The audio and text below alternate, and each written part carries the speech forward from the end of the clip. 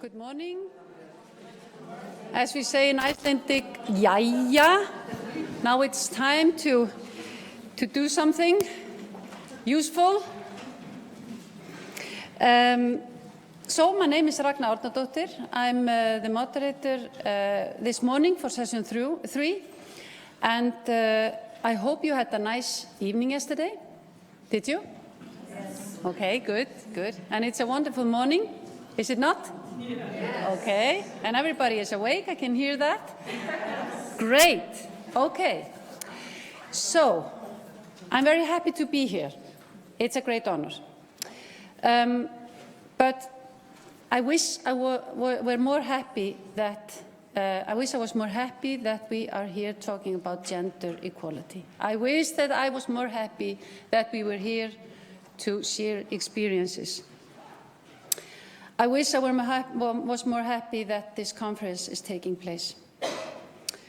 Because the reality is that we still have to go through the troubles of finding yet another argument and yet another reason to convince who?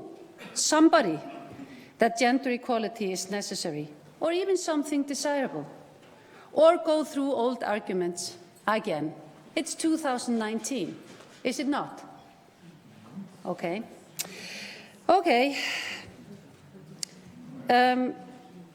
Why are we here? Because we are not there yet.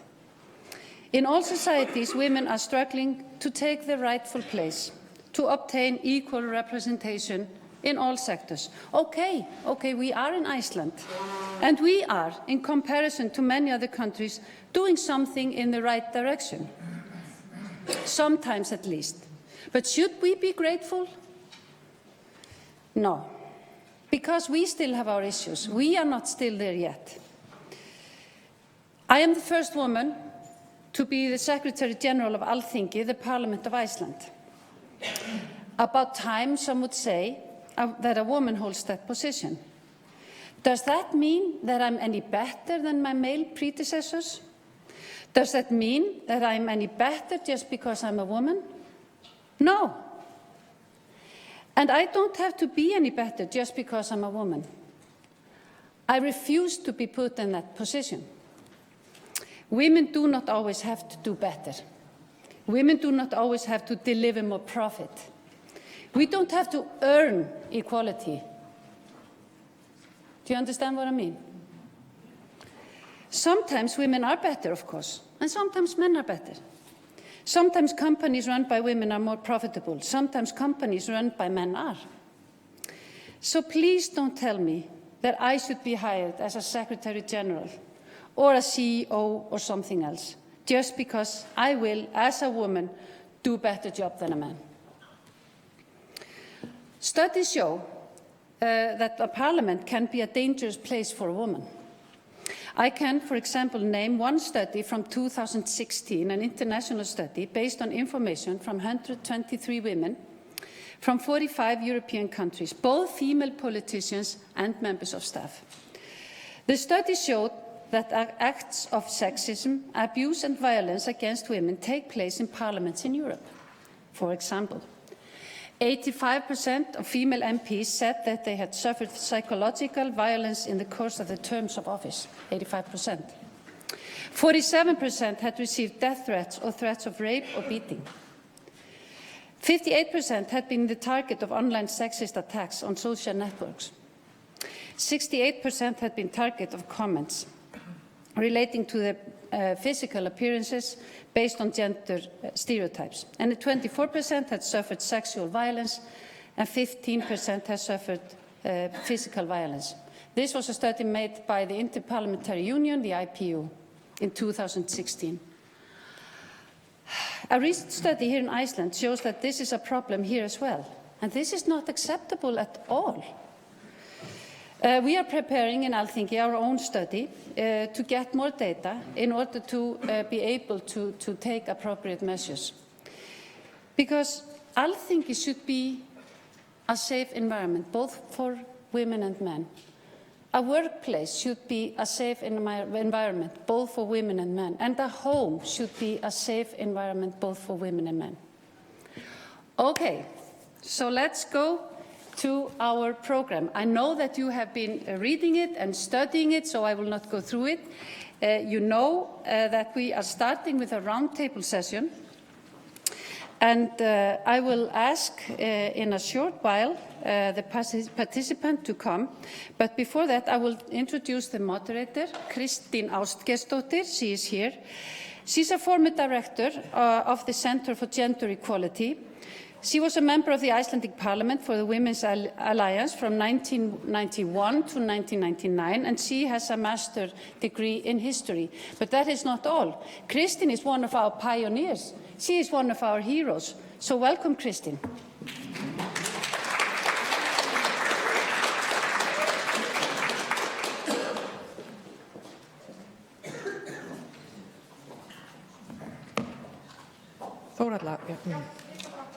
What do I do? Yes. Good morning, everyone. Nice to be here. I'm going to start this discussion with a short introduction about the situation in Iceland, just what we have been doing and what has been most important for us. Let me see. Okay, let me see. Yes, a picture just to remind you of the world we live in. You know, a picture is from 2017. Trump is there, and I think that there are three women. There are three women among these leaders. So you see, there's a lot of work to do. As you know, Iceland has been topping the gender gap, the World Economic Forum Index on Gender Equality for the last 10 years. And what have we done here in Iceland to reach the top? Of course, there's a lot of questions. They are measuring everything. They are measuring political power, economic power, access to education, and access to health services. And these are things that we have been working on. But the weakest side here is the labor market, as was mentioned yesterday. So Iceland is not at all a women's paradise. And what have we done? We have used different kinds of actions. We have used legislations, quotas, and we have built up institutional mechanisms like the Center or Directorate for Gender Equality, the Council of Gender Equality, the Complaint Committee, and now gender issues are based in the Prime Minister's office, or in the Prime Minister's office. Negotiations on the labor market have influenced what we have been doing. For example, concerning the parental leave, we have used not much, but a little bit of affirmative actions, and we have been aware of our international obligations, like the CEDAW Convention, the Beijing Platform for Action, and so on.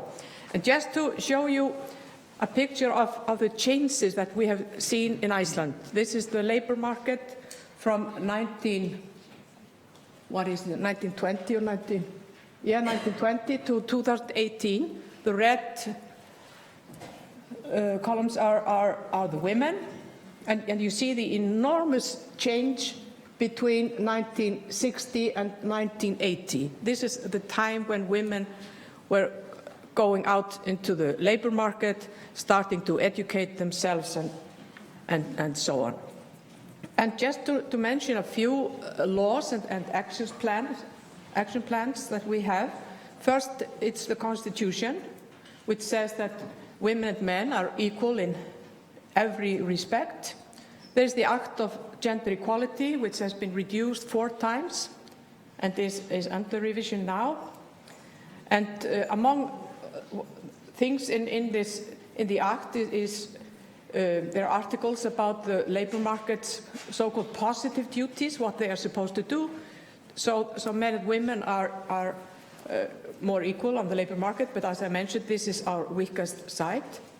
The government has a 4-year action plan on gender equality, and there's an action plan on fighting trafficking, the act on parental leave, the act on marriage, with the same rights for everyone, couples, men and women, or gay people, or whatever. And of course, we have been revising laws to combat violence against women and against children. And there is the act on social security, which of course is very important. And there have been a lot of actions. The women's movement is the force behind those changes that we have seen in Iceland. There is the Red Stockings, which appeared on the streets in 1970, the women's strike in 1975, Vigdís Finnbogadóttir elected president in 1980, the Women's Alliance, which did run for local elections and the parliament from 1982 to 1995. And the women's strike has been repeated in 85, 2010, 2016, 2018. And the Icelandic Feminist Association was established in 2003. It's not visible now, but there are other movements. And in 2015, we saw Free the Nipples and Beauty Tips, the very open discussion about violence against women, especially young women. And there was Me Too. So I'm just going to show you a few pictures to remind us of this history. This is a picture from when the Red Stockings appeared in the streets on 1st of May 1970. The women's strike in 24th of October 1975, repeated in 2016. There have always been very big actions. And this is a picture I absolutely love, because it reminds us of what had to be done. This is the inauguration of Vigdís Finnbogadóttir. And if you look carefully, she is there in the middle. If you look carefully, you can see one woman there here to the left. It's the former president's wife. So the government, the parliament, the Supreme Court, men, men, men. Then came the Women's Alliance, and I could mention figures to tell you how much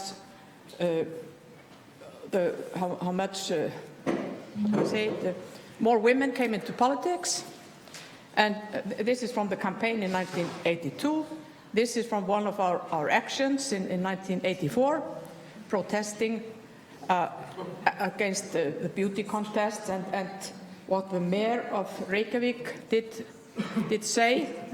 He said that if he was there at the beauty contest and said if all the women who were in the city council or were running for the Women's Alliance were as beautiful as these young ladies, the men wouldn't have a chance. So our representatives in the city council, they showed up dressed like beauty queens. And this is an action in the shops where women, they refused to pay more than, I think it was 80% or 70%, because women had only about 70% of men's wages. So there are numerous actions that I could mention. But finally, gender equality is a smart business. It's good for the society in every respect.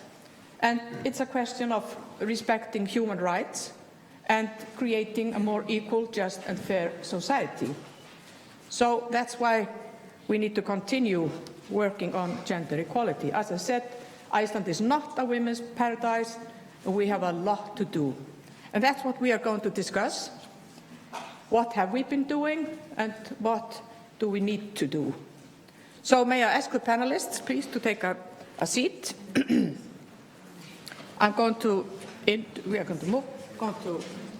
them.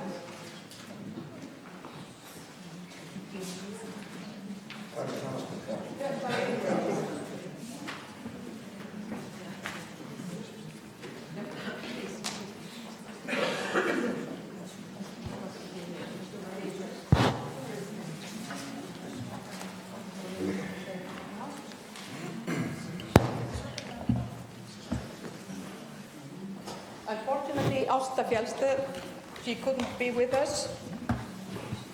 So here we have Eiríkur Björgvinsson. He is a director of education and culture at the municipality of Garðabær. Before that, he was the mayor of Akureyri, where I was living for 10 years. And then we have, who is who? Antonietta Ministro from Portugal. She is from the Strategic and Planning Department of the Ministry of Labour, Solidarity and Social Security. I like that. Solidarity. The Ministry of Solidarity. Oh, that's beautiful. And then we have Gissur Pétursson. He is the Permanent Secretary of the Ministry of Social Affairs and former Director General for the Directorate for Labour. And then we have Kristína Tróni. She is from the UGT, General Workers Union in Portugal. And Þórdís Hadda Ingvadóttir, she is a specialist at the Prime Minister's Office, Department for Equality. So I think I'll begin from here. And we'll try to have it as brief as possible so we have time for questions. So, Þórdís, you come from the Prime Minister's Office. What are you doing there? What is the most important things you are doing there? Yeah, I was hired last year to the Ministry of Welfare to implement the certification law for equal pay, the equal pay standard, and that's what I'm doing currently. Yes. Yeah. Just go on. What do you want to tell us? Yeah, well, you sent me some questions about how the system works and about the gender equality program that is obliged for companies with 25 or more employees. Well, the field of gender equality was moved from the Ministry of Welfare in January and to the Prime Minister's Office. That was because the government wanted to centralize the field more and put more weight on it the Prime Minister is the Minister also the Minister of Gender Equality, and therefore the Prime Minister's Office is responsible for enforcing the Act of the Equal Status and Equal Rights of Women and Men. The Directorate of Gender Equality is an independent institution under the auspices of the Ministry, which supervises the implementation of the Act and provides advice, education and information concerning the gender equality. And you asked about the I don't have the question right here, but you asked about how the system worked and also how the obligation to set a gender equality program and organization with 25 or more employees shall set themselves a gender equality program. This shall specifically include a statement of aims with a plan of how they are to be achieved in order to guarantee the employees the rights set in the Act. That is wage equality, vacancies, training and continual education, reconciliation of work and family life, and how employers will tackle gender-based violence and sexual harassment in their working place. Organization shall provide the Directorate of Gender Equality with a copy of their gender equality plan together with their action plan. After the equal pay law came into action, organizations are allowed to provide their gender equality program with their equal pay certification to the Directorate. If an organization fails to comply with instructions given by the Directorate of Gender Equality, the Directorate may determine per diem fines until it complies. You also asked about the compliance about appointments to boards and committees and councils. And the Article 15 in the law says that when appointments are made to national and local governments, committee, councils and boards, equal representation of men and women as possible shall be ensured, and not lower than 40% to either gender. The public sector has done its best to abide the law, and the Directorate of Equality calls for information about the matter. Now, there are 48% women in committees and boards for the government. If it is not possible to nominate both a man and a woman, the nomination party shall explain the reason, so the comply or explain rule is there. The law enforcement does not go further than this. The private sector has not been as effective in complying with the law about having equal representation of men and women on boards, although the company law obliges companies with more than 50 employees the same gender participation in boards, or at least 40 to 60%. Just 13% women are on boards in the private sector. No further enforcements or penalties have been imposed for this, and it has been in discussion if further specific actions are to be needed. The system about the equal pay certification is a bit more complex, and as more stakeholders are involved. In addition to the law and that the Prime Minister is responsible for the field and the role of the Directorate of Gender Equality, there are additional systems around the standard itself, and that is the company or the institution of the Icelandic standards and the technical committee that makes the standard, consultant agencies, public organizations, municipalities and private companies that shall implement and be certified by the standard, accredited body that accreditates the certification agencies, social partners that have had an active role in collaborating in the making of the bill for the law and regulation about the equal pay certification. And the making of the standard and also are involved in surveillance with the certification. This is a complex system, and the equal pay certification law is still in its first phase in the implementation and needs to gain some experience with time.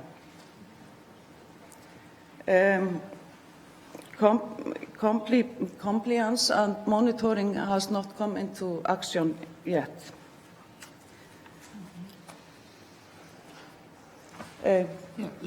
Let's stop there. We'll come back to what's ahead. So I'll go next over to Gissur and then to you, because they are going to talk about pretty much the same thing. This was the kind of an overall what we are doing here in Iceland. Gissur. Yes, thank you very much, and good morning, ladies and gentlemen. I'm very happy to be with you here this morning. I first would like to say that, according to the speech that Kristín held this morning, that even though we are not at the right place yet, that many things have achieved under the years. So, due to the help from heroes like her and many of you other here in the hall, there is though one sector that you still need to fight harder to get into. This morning, this is a very happy morning for many of us white middle-aged male, because the hunting season for grouse opened this morning. I believe that 99% of those who are now heading for the mountains for hunting are men. So be welcome to join the group if you have interested to do so.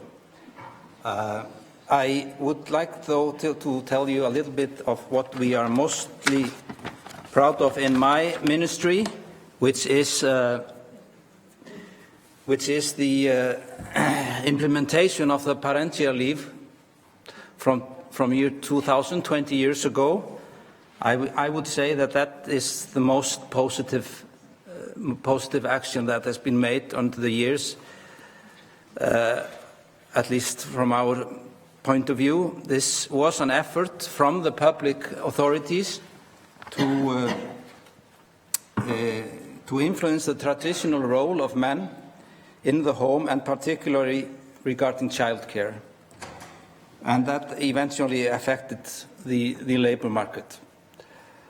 At the time, it was the longest exclusive parental leave in the world, with each parent entitled to 3 months of non-transferable leave, in addition to 3 months that can be shared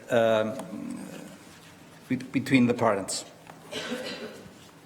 Giving parents equal rights, as we did then, to care for their young children is a convincing argument for gender equality, because it eventually creates the chance of men and women achieving a better quality of life. And then we could ask us, is that the case? Is it more quality of life having a system like that? And we definitely believe that it is. We have done some studies about this, and the law did not only give fathers the possibility to take parental leave, it expected them to do so. And they could not write or pass the period over to the mother. The relationship between Icelandic fathers and their children is significantly better than in countries where there is no parental leaves. Fathers generally make use of their rights, and that is socially well acceptable for fathers to be at home with their children. 90% of fathers have used their entitlements of parental leave. So fathers' usage of the leave is initiating and supporting the other chances, such as more equal division of household tax and the labor market participation of men and women. The law has, without a doubt, contributed to a more equal standing for men and women in the labor market. That's my first point of view. Thank you. And Antonietta, you have been improving the legislation in the parental system in Portugal. Yes, but I will speak about the gender pay gap in Portugal. My colleague talking. Okay. I have some slides. No, then please. Okay. Sorry. Good morning. First of all, I would like to thank the Iceland colleagues for the great hospitality And I would like to thank also the organization and all the countries that are makes part of this project to invite UGT to be here. My name is Cristina Troni. I work in a union of the financial sector, but here I'm representing the Commission of Women of UGT that I'm a member, and I also am a coordinator in my union of a Commission of Women, and I'm responsible of the gender balance and all the issues that are related with women. I have a little presentation, if you let me to go. Okay. As short as possible, please.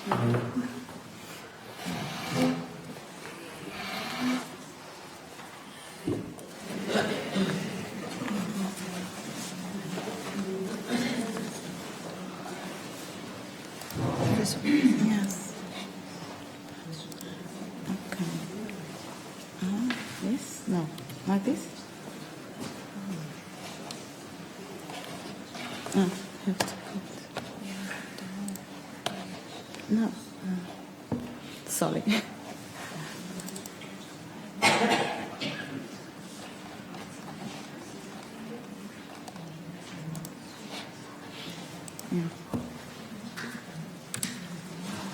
Oh, thank you. No. Oh, okay. UGT has a participation in quality bodies such as C, Commission of the Citizenship and Gender Equality, ACD, Commission for Immigration and Intercultural Dialogue, CIT, Commission for Equality and Labor and Employment. The qualities indicators of UGT is equal opportunities and treatment in access to employment, equal payment for work and equal values, awareness of discriminatory practice due to leave for the parental care, pregnancies, breastfeeding, and parental care. Parental care, okay, it's too high, sorry. Well, about parental leave and allowance, in Portugal, mothers have 120 days, which is paid at 100%. They also can choose to have 150 days, and they are paid 8% of the reference pay, or they can choose 180 days paid at 83% of the reference wage, which may be shared by the mother and father after the birth without any loss of the mother rights. The use of the leave between 120 and 150 days may be taken simultaneous by both parents if both work at the same company, and if they work in small companies, they have to negotiate with company. Father leave and allowance, they have 5 days immediately after the birth of the child. They have the other 10 days in the 3 days of the birth of the child, and they can use another 15 days during the period in which the mother's initial parental allowance is paid. In Portugal, the law changed last year, and the fathers now have parental leave, and is mandatory. In the past, it was optional. When things are optional in Portugal, doesn't work, because especially the private companies sometimes don't allow to parents to use the parental leave.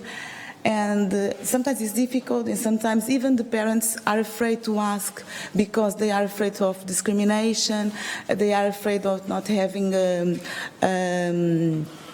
a raise of the wages and things like that. But now that is mandatory, there's more people, more parents using the parent leave. And now they have the chance to share the leave with the mother, and it improves the work balance.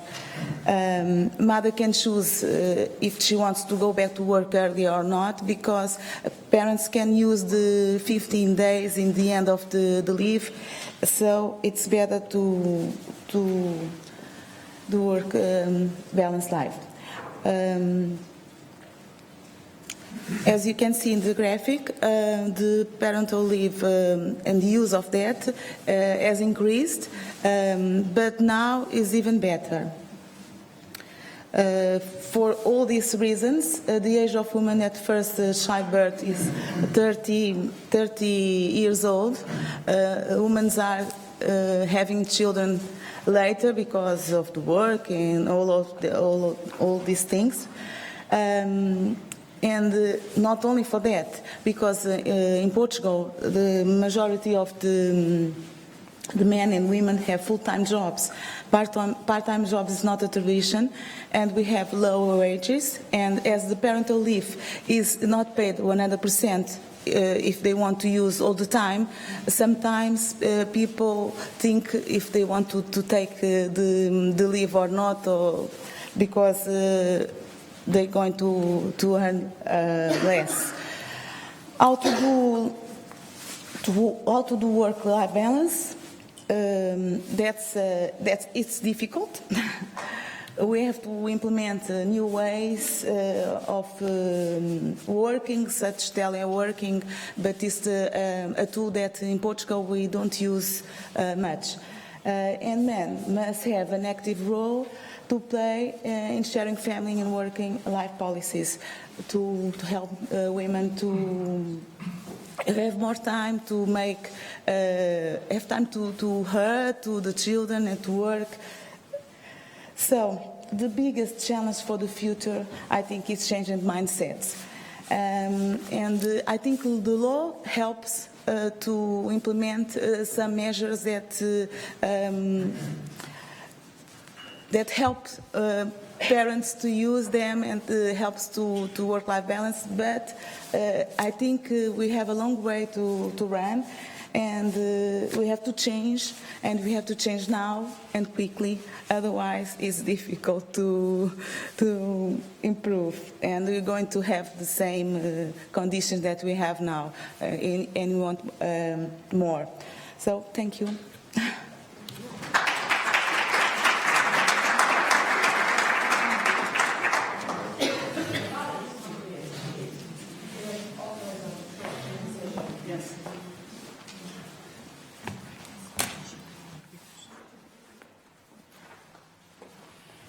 Good morning.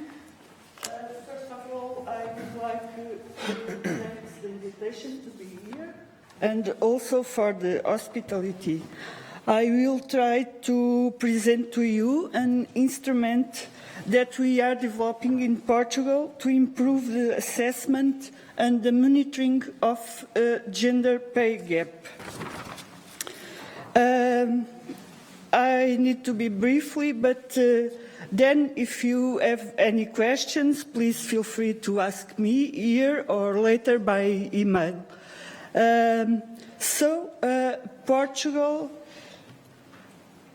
Portugal is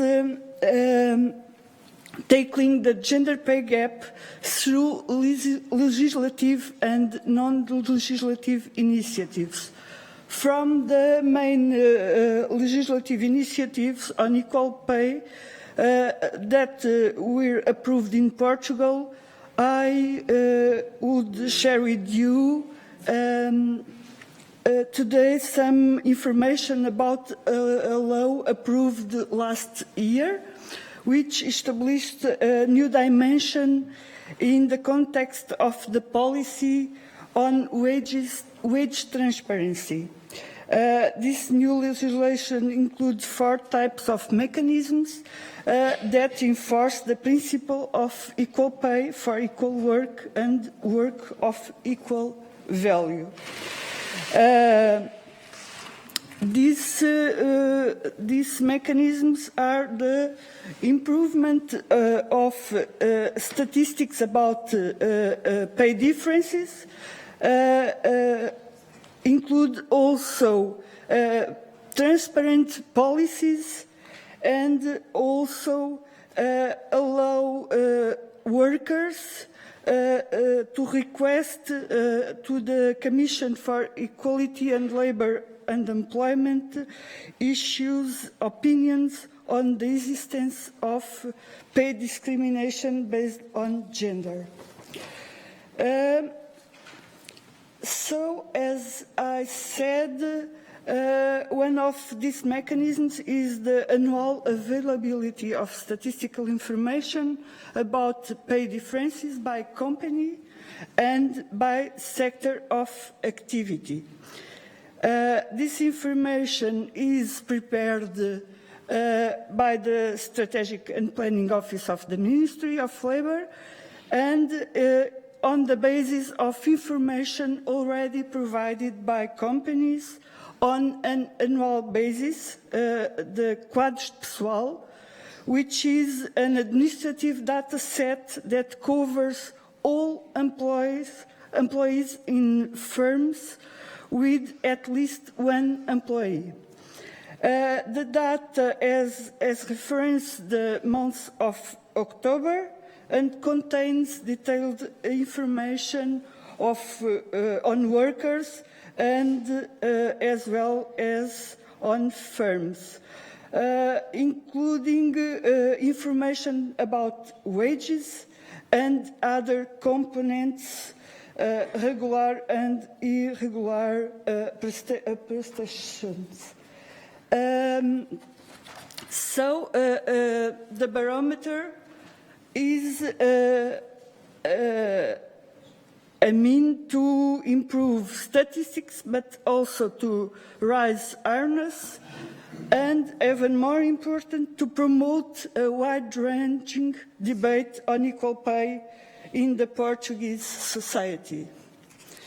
The first edition of the barometer was released in June this year, and includes sector-level data on the unadjusted gender pay gap, but also on adjusted gender pay gap.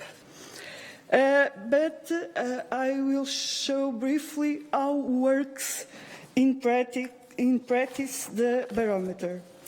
The barometer has some main information about all enterprises and employees, namely related with wages and earnings for the total enterprises, but also for the enterprises by dimension. We can choose the dimension and see all the information about wages and gender pay gap in these enterprises. But we can also see the information on a sectoral and regional perspective. And here we can choose different characteristics of the employees, and like education, occupation, qualification level, and seniority. And we can see the gender pay gap for these characteristics, and also the biggest gender pay gap and the lowest one. If we choose the sectoral analysis, we have the information by sector, and each enterprise can see where is the gender pay gap of these enterprises. The same information by region in Portugal, and finally we have also adjusted information on gender pay gap by each sector. Finally, I would like to stress this is the first edition of the barometer, and it is work in progress. And during the first semester of 2020, we will have also information by enterprises. In the first 2 years, only for the biggest one, but then we will have also for the smaller. And thank you.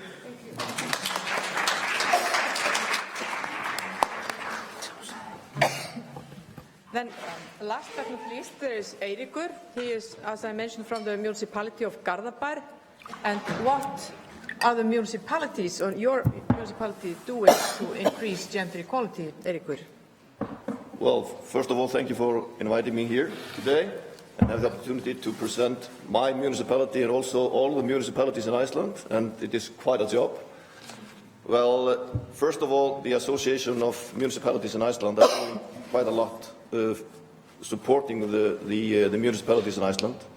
And I brought with me this brochure here. Unfortunately, it's only in Icelandic, but I call it my Bible when it comes to gender equality in local politics, because I use it a lot, and we have used it a lot in the municipalities to support whatever we do concerning our goals when it comes to gender equality. I also want to mention that the CMR, the Council of European Municipalities and Regions, are also doing quite a lot concerning gender equality, and they have put it on their agenda. And I just wanted to point out that the Standing Committee for Equality and the expert group on gender equality prepared a gender equality position paper, an action plan, which was adopted in 2018. And that's a guide, or to guide the work of Observatory of the year 2018 to 2020. And it is on the web, and I course you to go on the web and see what is actually going on in the municipalities in Europe. But as you probably know, in all countries, municipalities play a very important role in the social sector. And well, I would say that what we have done here, the municipalities in Iceland, what we have done so far concerning gender equality and the success we had so far is partly because what we have been doing in the municipalities. And you asked me to name something that we have done so far. And well, I don't know how many time I have for this, but I put some things here on my paper. Well, let's see. Where is it? I'm going to start with this. Here it is. Well, the municipalities are now working on implementing the UN Sustainable Development Goals, and it is supposed to be all around Europe and all around the globe. And those goals, they are 17 with 169 targets. And as we all should know, the goal number 5 is about gender equality with 5 targets. And this is something that the municipalities in Iceland, at least the bigger ones, are focusing on today. And I would say that gender equality is not only a fundamental human right, but a necessary foundation for a peaceful, prosperous, and sustainable world. Well, in my municipality, we are focusing on several things. We run the kindergartens, for example, and we have been working on bringing children who are only 12 months into the kindergartens, and it has been quite a challenge because we have to change a lot in the housing, and of course with people are working in the kindergarten. But as we have heard, and we know that the parental leave is only 9 months in Iceland, so there's a gap between the 9 months and the 12 months that we actually take the children into the kindergartens. So there is a job to do. There was one thing that was actually pointed out to me that I didn't actually think as something that was effective for gender equality, but that because I came from a different municipality where we have had free buses. You can go on a bus and it was free, and children could go on the buses and go to sport activities and recreation, and the parents didn't have to drive them to those recreations. But when I came here to the southwest, and there are, of course, the distances are, of course, much far or much longer than we have had in Akureyri. The shuttle buses that we have in Garðabær, driving children from the school to activities, sport activities or recreations, are very, very important aspect in gender equality. So it is helping a lot because, as we know, mothers are mostly those things or those parents that are actually driving children to recreation and sport activities. So now they can, of course, stay or be more flexible when it comes to work. Well, we are working on gender budgeting. We are working on equal pay certifications, and so forth. I could name a lot of things, but I know my time is up, so we can discuss that later. Thank you very much. We now have about 7 minutes for questions. Time runs, so please, if there are questions.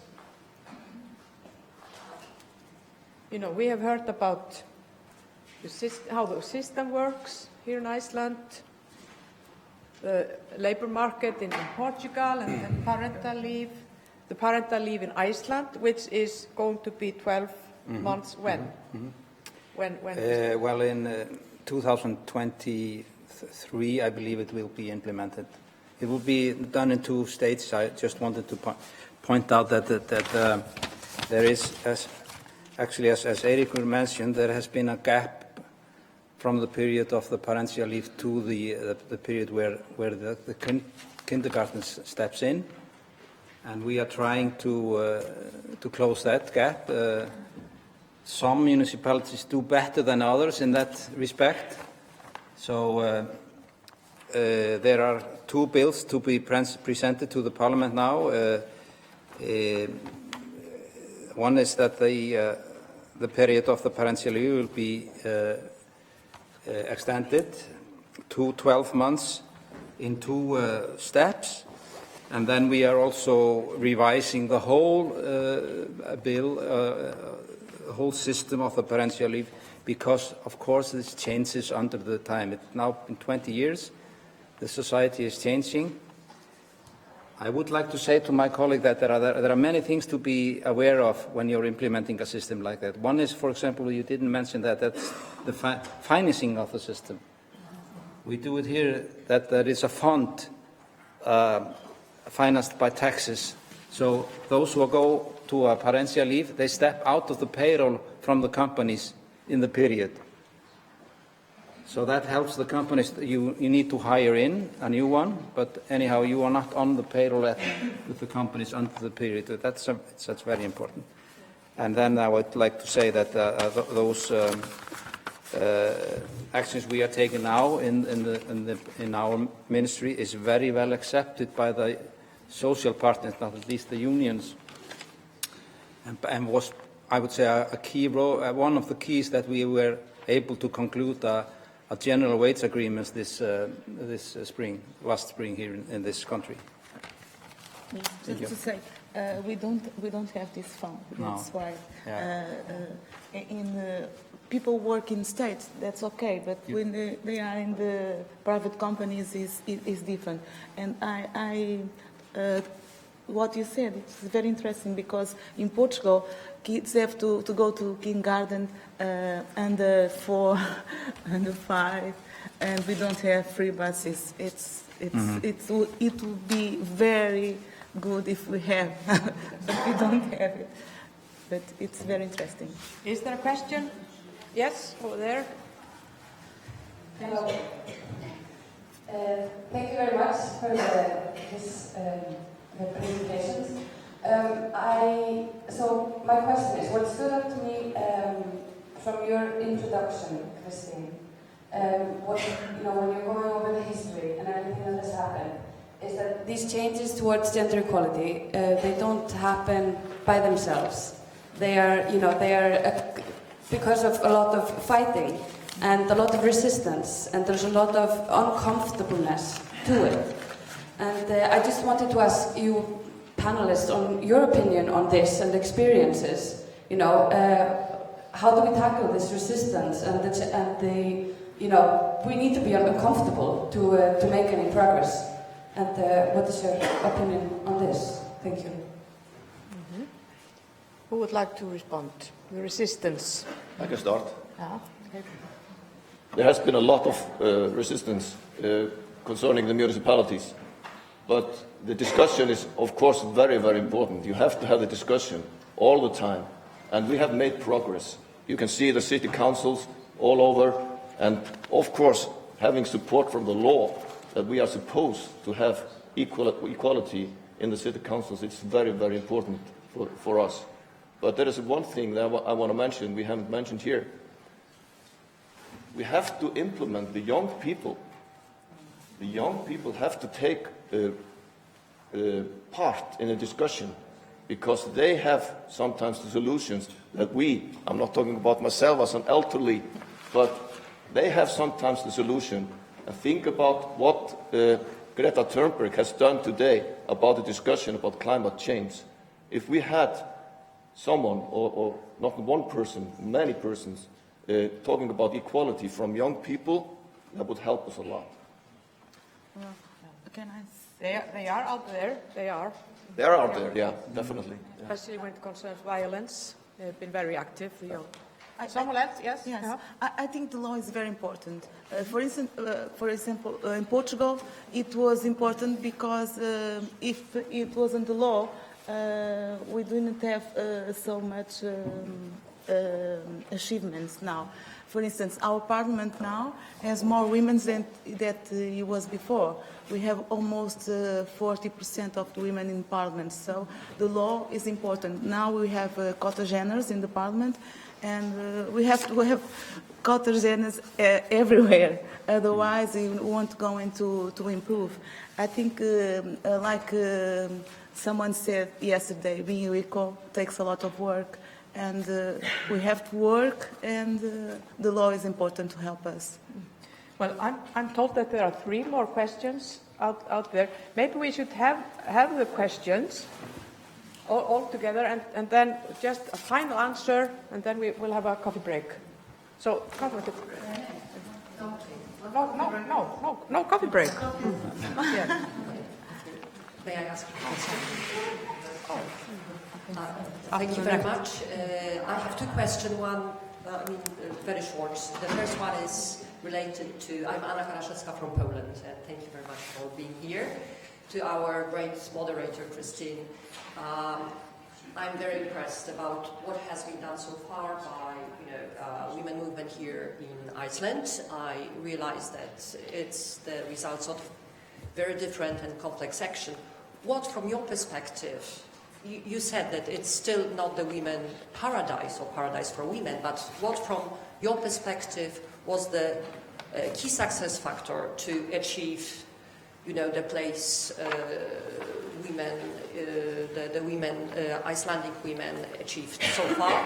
And the second question, I'm extremely interested in the recent initiative related to certificate. Maybe I missed from your presentation. Are there any fines or penalties implemented or under discussion with regards to the companies who don't meet, the certain standards regarding the pay gap? Thank you. Now, we'll have all the questions. We are taking time from the next session. Hello, thank you. Carla from Portugal. I would like to understand a bit more on the island law regarding flexibility of work, and if in your consideration it would affect work-life balance. What do you feel like timetable flexibility or even different types of contracts? Do you have this, and how does it affect, in your opinion, the work-life balance? Thank you. These are all the questions. Is it all? Yeah. Very good. Well, okay, your question to me, what has been the key factor? I think the key factor is that we have managed here in Iceland to keep the women's movement alive, and we have been able to work together across political and social lines on certain issues. I think that is the key factor. Unfortunately, the women's movement in many countries, it almost disappeared. You know, in the 90s, has been a lot of resistance. Of course, there is resistance in Iceland. We see that in the media. So I would say that it's and we have managed to change the mindsets, not all the way, but at least quite a lot. So, to you about the Yes, fines? yes, about the fines. Yes, the Directorate of Gender Equality may grant determine per diem fines to companies that don't comply with the law, like those that don't comply about the certification and also about the program of the gender equality. But that has never been done, but there is a will to do that in the future. So someone who wants to comment on flexibility in the work? Okay, yes. Asking for Iceland, No, not okay. Portugal. Well, I would point out to you, if I may, Tryggvi. Tryggvi, he is working in the Center for Gender Equality, the Directorate for Gender Equality. He's there. Will you please stand up, Tryggvi, so you can ask him when in the coffee break? Yes. And there are, of course, people here who can answer your questions.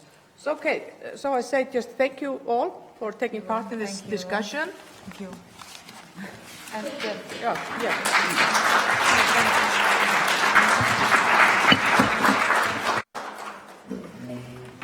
Thank you all.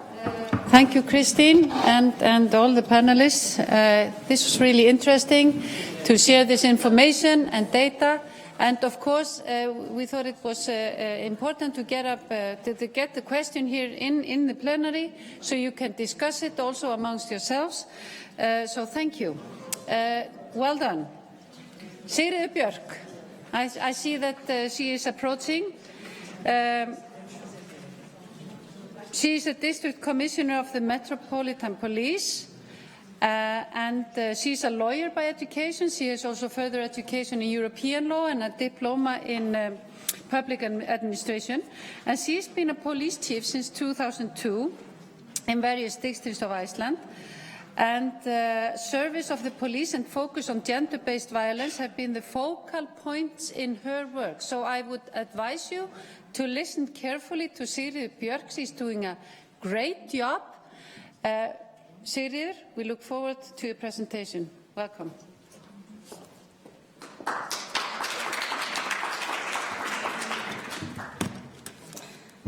Ladies and gentlemen, do you hear me? Well, I am very grateful to be invited here today because this topic is very close to my heart. And I'm sorry for being the last one on the agenda before the coffee break. I will try to speak fast. Okay. What has happened is that, I'm going to talk about the journey from realities into policies. It could also be the journey from policies into realities. It sort of mixes together. But as Ragna, one of my role models, said before, I have been a police chief for 17 years in various places. And when I started out, the victims did not have a voice. It was as simple as that. But on the other hand, the society did not have a voice as well, either. We were just police tracking perpetrators, and they were our clients. And even the media, when they called, even if we have the same clientele, us and the media, it was a hard lesson for me to learn that we are actually on the same team, despite, even if it sometimes doesn't appear that way, it still is like that. It's like that. But when they called and when people wanted to know about their cases, it was like, you know, we are dealing with it, you will know in time. But the journey in these 17 years has been incredible because this has changed so much. We are now in a completely different place. because we now have a victim-oriented approach on so many levels. But it has taken time for the system to change.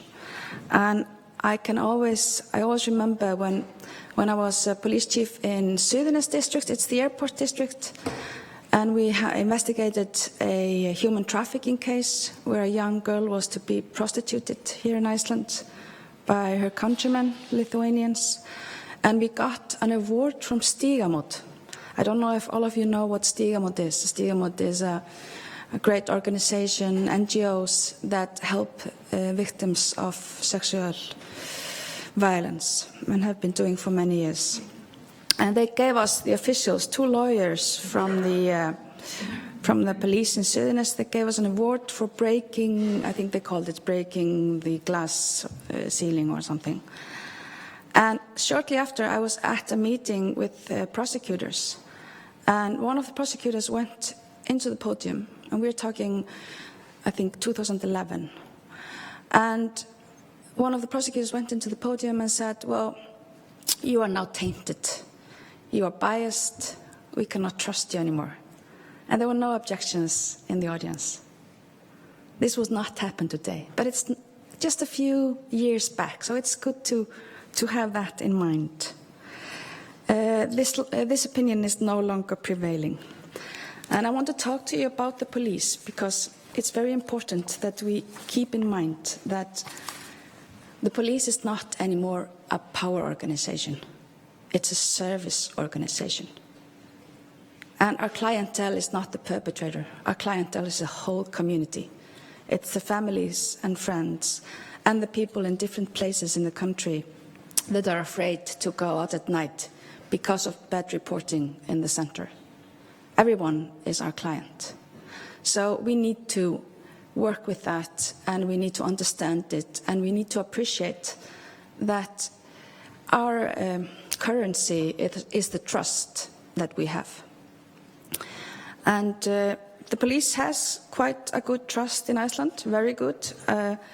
The one above us, the only one above us, was the Coast Guard in last poll, and they save people in helicopters. It's very hard to compete. We put people in jail. And I am very honored to say that the president is right there at our side, and we have a phenomenal president, so I'm proud of that. But it's also really fragile, really, really fragile. And what made me see that we really needed to change and change our mindset, not just keep on working from our point of departure, but really change our mindset, was when I had become the police chief in Reykjavik, and there was a protest. There was a high-profile case, and there were more than 100 people that came to protest outside the police station. And they were really, really fed up with how the system deals with rape cases. And I went out there and tried to talk to them, and I was talking on a microphone and saying, well, we are trying to do our best. And the response I got was, we don't care. We just want this fixed. So that was a clear message from our clientele. It was just regular people out in the community that wanted it fixed. So what did we do? There was a demand for change, and it came from all over. It came from the victims, it came from the support organizations, it came from the people in the streets, it also came from politicians. And what happens is that this reality was translated into policies. There was a great agenda, what can I call it, a project, action plan to improve the system's work with sexual crimes. And what happened is something you don't see every day. It came with money. Really. A detailed plan with money, with objectives, and with clear, we should measure. So that was incredible. And we started to do our inside cleaning. It was not just a matter of, relocating some people or just, do a little better. It was a matter of doing it from scratch. And first we had to face mistakes. And that was really hard. We faced mistakes and we had to have a review that went into everything, took every case, and we had to face mistakes where we had not been responsible enough for children that could be in trouble. So what we did is that we made professional teams. Before it was the investigator in question, he or she, often she, and one thing, I'm really not good in linear talk. I go all around, so bear with me. I had recruited, for many years, I had recruited mostly women into the sexual crime division. But that has changed, and that was because I listened to the clients. I went to a UNICEF meeting a few years back, where there were a few girls, 4 girls, if I remember correctly, and they were talking, they had all been raped when they were young, and they were telling us about their experience with the police, and it was terrible most of the time. And one of them said is that, you always had me talking to women. I just wanted a man I could trust. I just thought it should be women. But that's definitely not what the client wanted.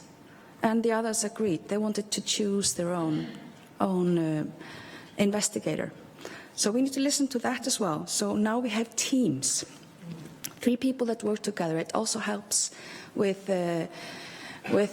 dealing with pressure, but it also, more eyes see better, so it's like a common project.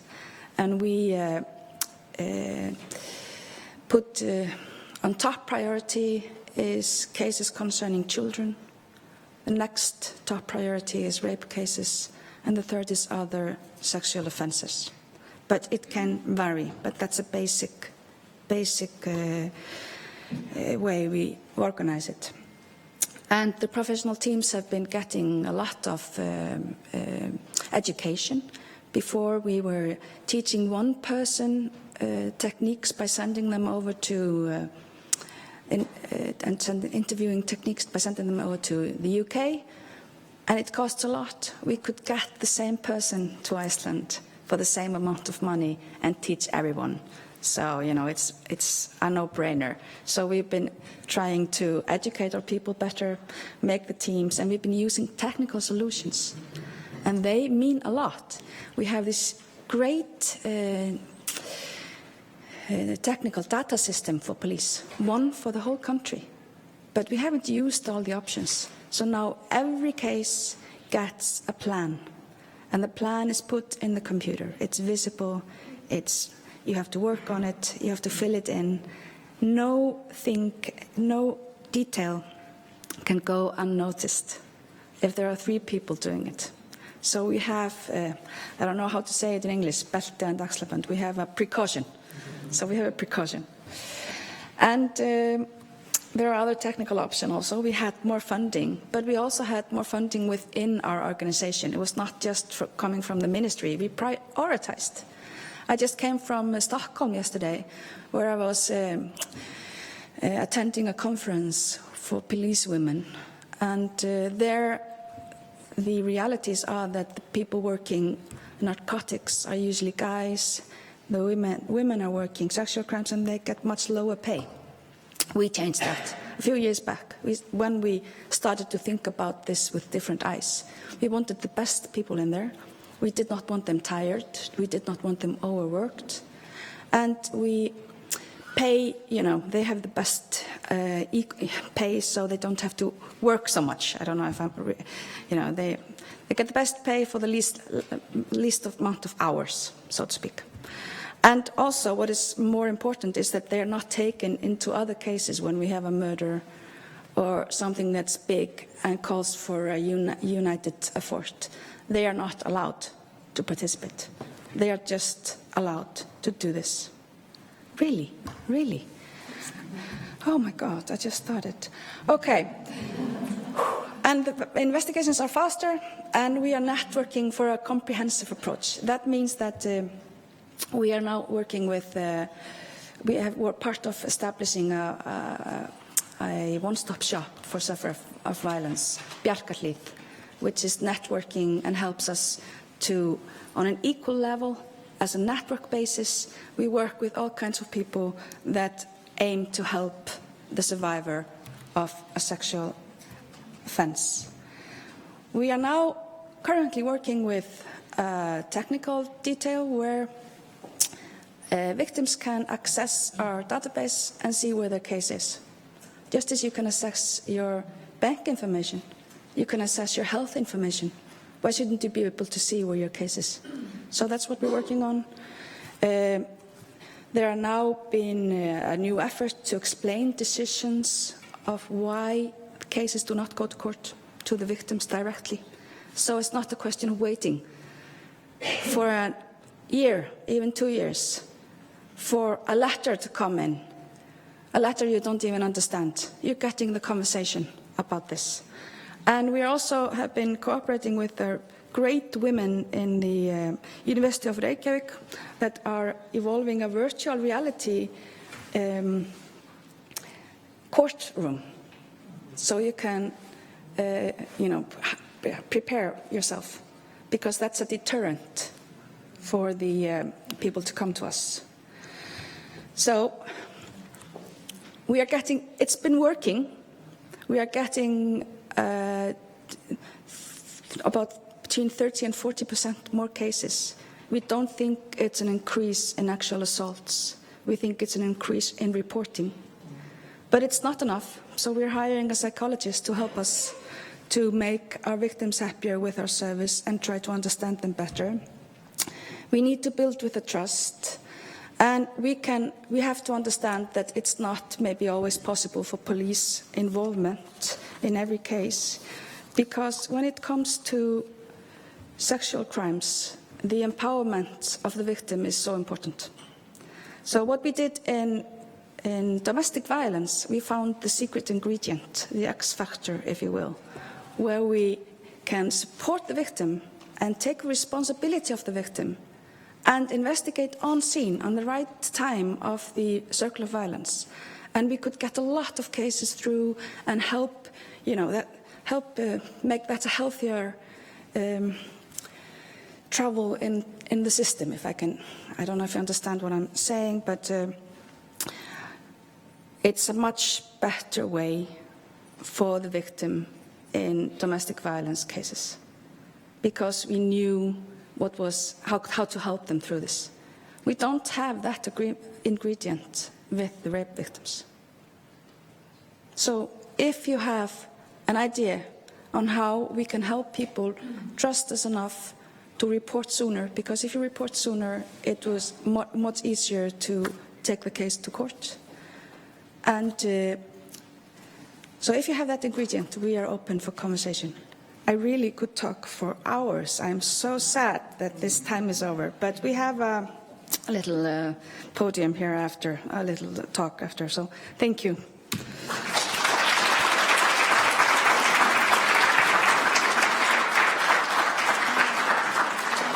Thank you, Sigríður. You are really engaged in your work. We all can feel it, and it was really interesting to hear you talk. And we could have listened also many hours more. We can hear more of your voice now in the panel after the coffee break. We are running a bit late. We started a bit late, and we're running a bit late. So we are taking a 10 minutes coffee break, 10-ish. So I see you here in 10:35, approximately. Enjoy your coffee. Thank you.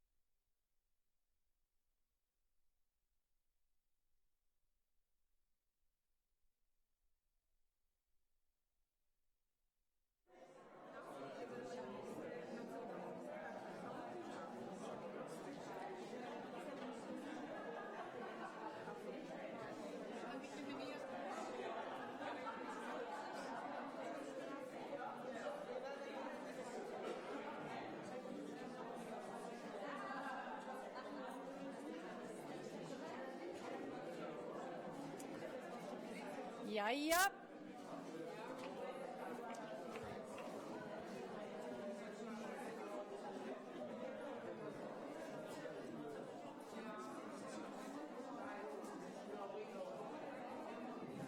Þórhalla, lokaðu bara. We are starting now.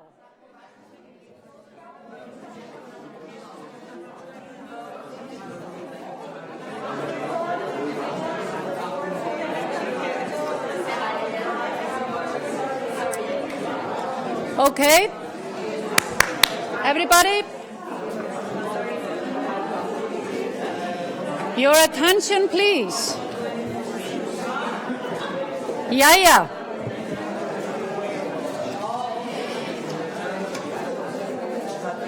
Now you know what jæja means. It means that now it's time to move on. Jæja. Now. So, I hope you had an enjoyable coffee break, which was longer than we had planned for, but, in your benefit, I hope. We are now going on to our next roundtable discussion. And we have the moderator, Lene Nielsen. She is here at the end. She is a senior advisor for the Norwegian Ministry of Justice and Public Security, working with gender-based violence within the framework of the EEA and Norway grants. She has previously worked for the Office of the Equality and Anti-Discrimination Ombudsman in Norway. So, Lene, please. Thank you so much. Okay, very nice to see you all again, and thank you for a lovely day yesterday. I think that we established yesterday that gender-based and domestic violence, including sexual violence, is a common challenge across Europe. And the numbers are really high. I will remind us a little bit about that, but we know we have a common challenge. We know that this is one of the greatest barriers to gender equality, and that's why we are here in this conference talking also about gender-based violence. And this session will also show that we now have got a new common instrument or framework, which is the Council of Europe Convention on the Prevention and Combating of Domestic Violence and Violence Against Women. So I think that this area is a really good area for cooperation among beneficiaries and donors of the EEA grants, because we all share the same challenges. So this roundtable is structured around the 4 main pillars of the Istanbul Convention. And I hope that will give you also input if you don't know the convention on beforehand. And I would also say that it's very nice to come to a conference. It's always exciting because someone you have known for a very long time and someone you have never met. So it's both safe and exciting on the same time. And this panel for me is like that, because we have Margaret here on the left. She is director of the Icelandic Human Rights Center, and we have met before some years ago. And we have Sigridur Björk Gudjonsdottir, which you know from the last session, and which have been in the meetings of the Synergy Network that you heard about yesterday several times. You are now an export article, I think, across Europe, because the police is so important in combating gender-based violence. And also Marta Silva, I know very well because we have collaborated in the Synergy Network, having a lot of discussions together, and Marta also participated in the 4th Synergy Network meeting in the Czech Republic, which was about the experiences on the Istanbul Convention, sharing Portuguese experience with the Czech Republic and all other international guests. And this is the new acquaintance in this panel for me, Trygve Hallgrimsson. He is from the Directorate for Equality here in Iceland, and you also met him yesterday. And he has also important role in this panel because gender equality or inequality is closely linked to the violence that we are going to talk about today. Okay, And I forgot to mention that both of you are lawyers, right? And you are psychologists. And you're, of course, representing the Commission for Citizenship and Gender Equality, which is a governmental body. Yeah, and you will hear more about that later. And then you are from the Directorate. And what we are missing in the panel is maybe an NGO, because civil society involvement in these discussions, yeah, you are the voice. Human Rights Center is an NGO. You are the voice. Good to know. Okay. So, just to have the facts. We know that half of the women in the EU have experienced sexual harassment. We know that a third have been affected by psychical or sexual violence. We also know that women parliamentarians has experienced psychological violence worldwide. And also this roundtable, we have been told that we will talk about cyber violence. Online abuse, we know that this disproportionately affects women. Both men and women are exposed to such violence, but women and girls are more traumatic and more gender-based, targeted in this violence. And there can be various forms of online abuse. It can be cyber stalking, it could be revenge porn, it's many, many forms. But what is important to remember that this kind of violence, yes, it's in its communication on electronic communication and on the internet, but it's on the continuum of all the violence that women and girls experience also in real life. So it's not a separate phenomenon, but it's in another arena. And also I brought with the figures that journalists often are exposed to cyber harassment. And the last one is that women and girls seeking asylum are at high risk. Okay, so this is the facts. The first thing, the Istanbul Convention was, I also wanted to say that we have to celebrate achievements, and the Istanbul Convention is really the women's movement's achievement. These issues would never been to the international table, as you know, also with the Convention on Elimination of All Forms of Violence and Discrimination Against Women, not violence but discrimination, it's the CEDAW Convention. Those conventions would never happen if it were not for the people fighting to give women a voice in politics. So we must remember progress, while we also can use the same instruments combating and preventing the violence. So in a way, you know, it comes from grassroots and it goes to national level and up to international level, and then we have to translate it down again and own it. So, and the main aim of the Istanbul Convention is quite simple. It is to create a Europe free from violence against women and domestic violence, and this is an obligation that state parties already have committed to through other international human rights instruments. So this is not something new. But the added value of this instrument is that it deals with domestic violence in a very comprehensive manner. It says that we should have a holistic response to these crimes or these human rights abuses. And what it also does, the CEDAW Convention also do that in some of the general recommendations, but this convention says very clearly that this kind of violence is linked to gender inequality, and in order to get rid of the violence, we need to empower women and work for gender equality. So that is good to have one instrument that says it very clearly.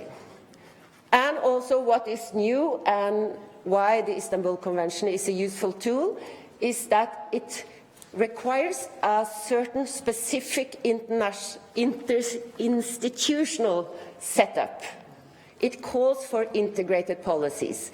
And in a moment I will tell you a little bit more of that, because I think it's really, really important to look at the institutional setup. And we have Marta also in the panel commenting on that.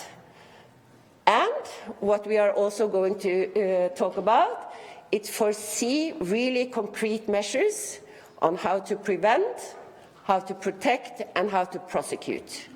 These are the so-called 4 Ps, or main pillars of the Istanbul Convention. So what we can see now, I'm not into every country, but we can see that more and more of the national action plans is structured around these 4 main pillars. So let us go through them very quickly, and then we can discuss them in the panel. The first one is prevention, and as I said, the Convention gives very clear message on what these measures could be. It could be training of professionals, it could be awareness raising campaigns, and it should include gender equality teaching in the schools. It's also prevention through perpetrator programs and sex offenders, and of course cooperation with NGOs. And you should also involve the media and the private sector in eradicating gender stereotypes. I think that the UK, if you are really interested, have done some new legislative changes on exactly that, because of they had cases in the media that could promote violence. And also we come to the protection of the victims and support of the victims. Of course, a very necessary factor is the police, because if you are not safe, you cannot go to services that you need.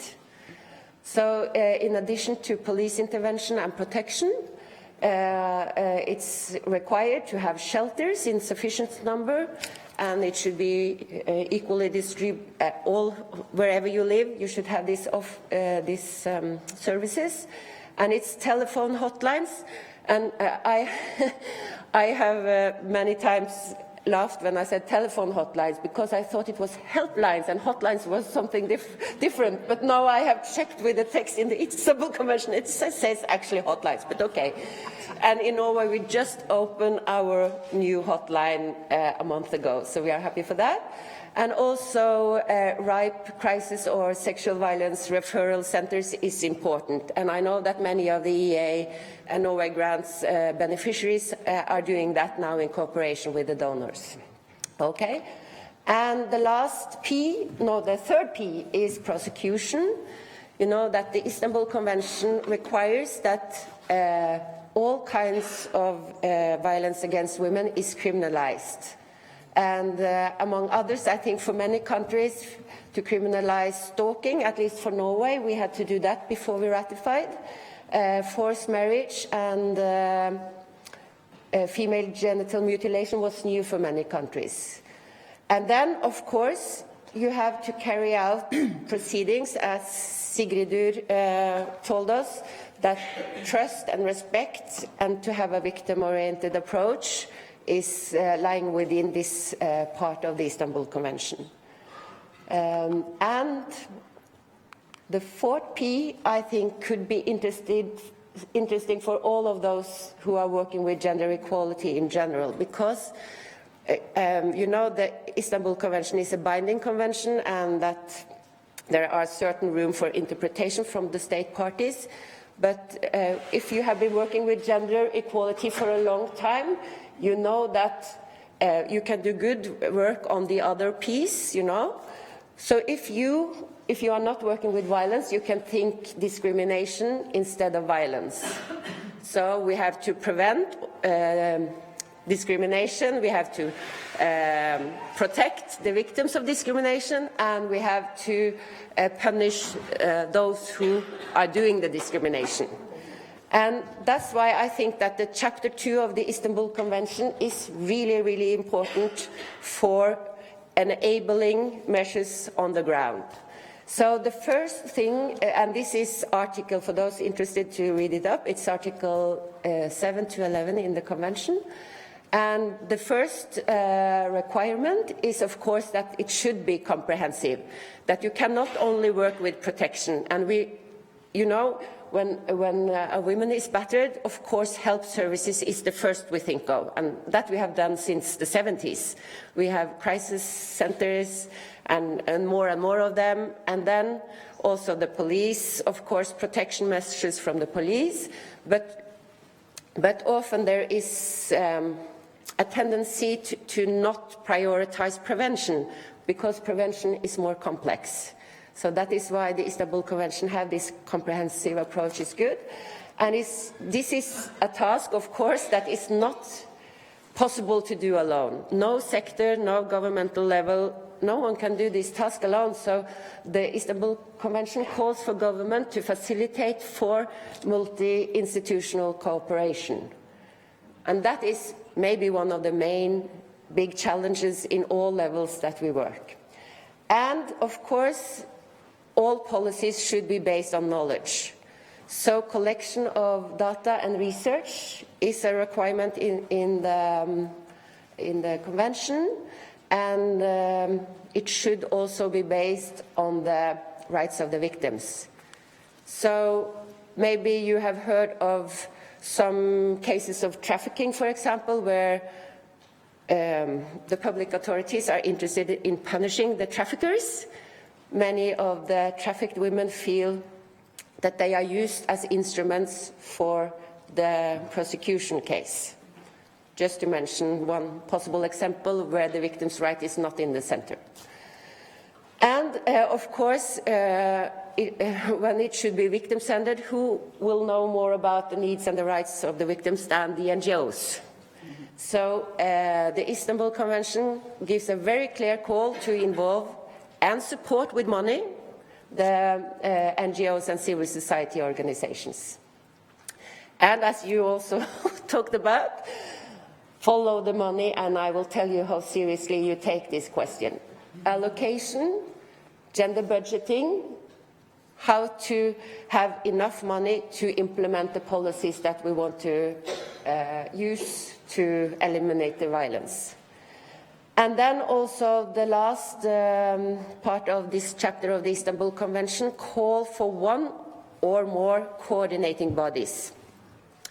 Because it should not only be the government watching itself, it should be independent institutions that could also have a view from the outside, how is the world going on.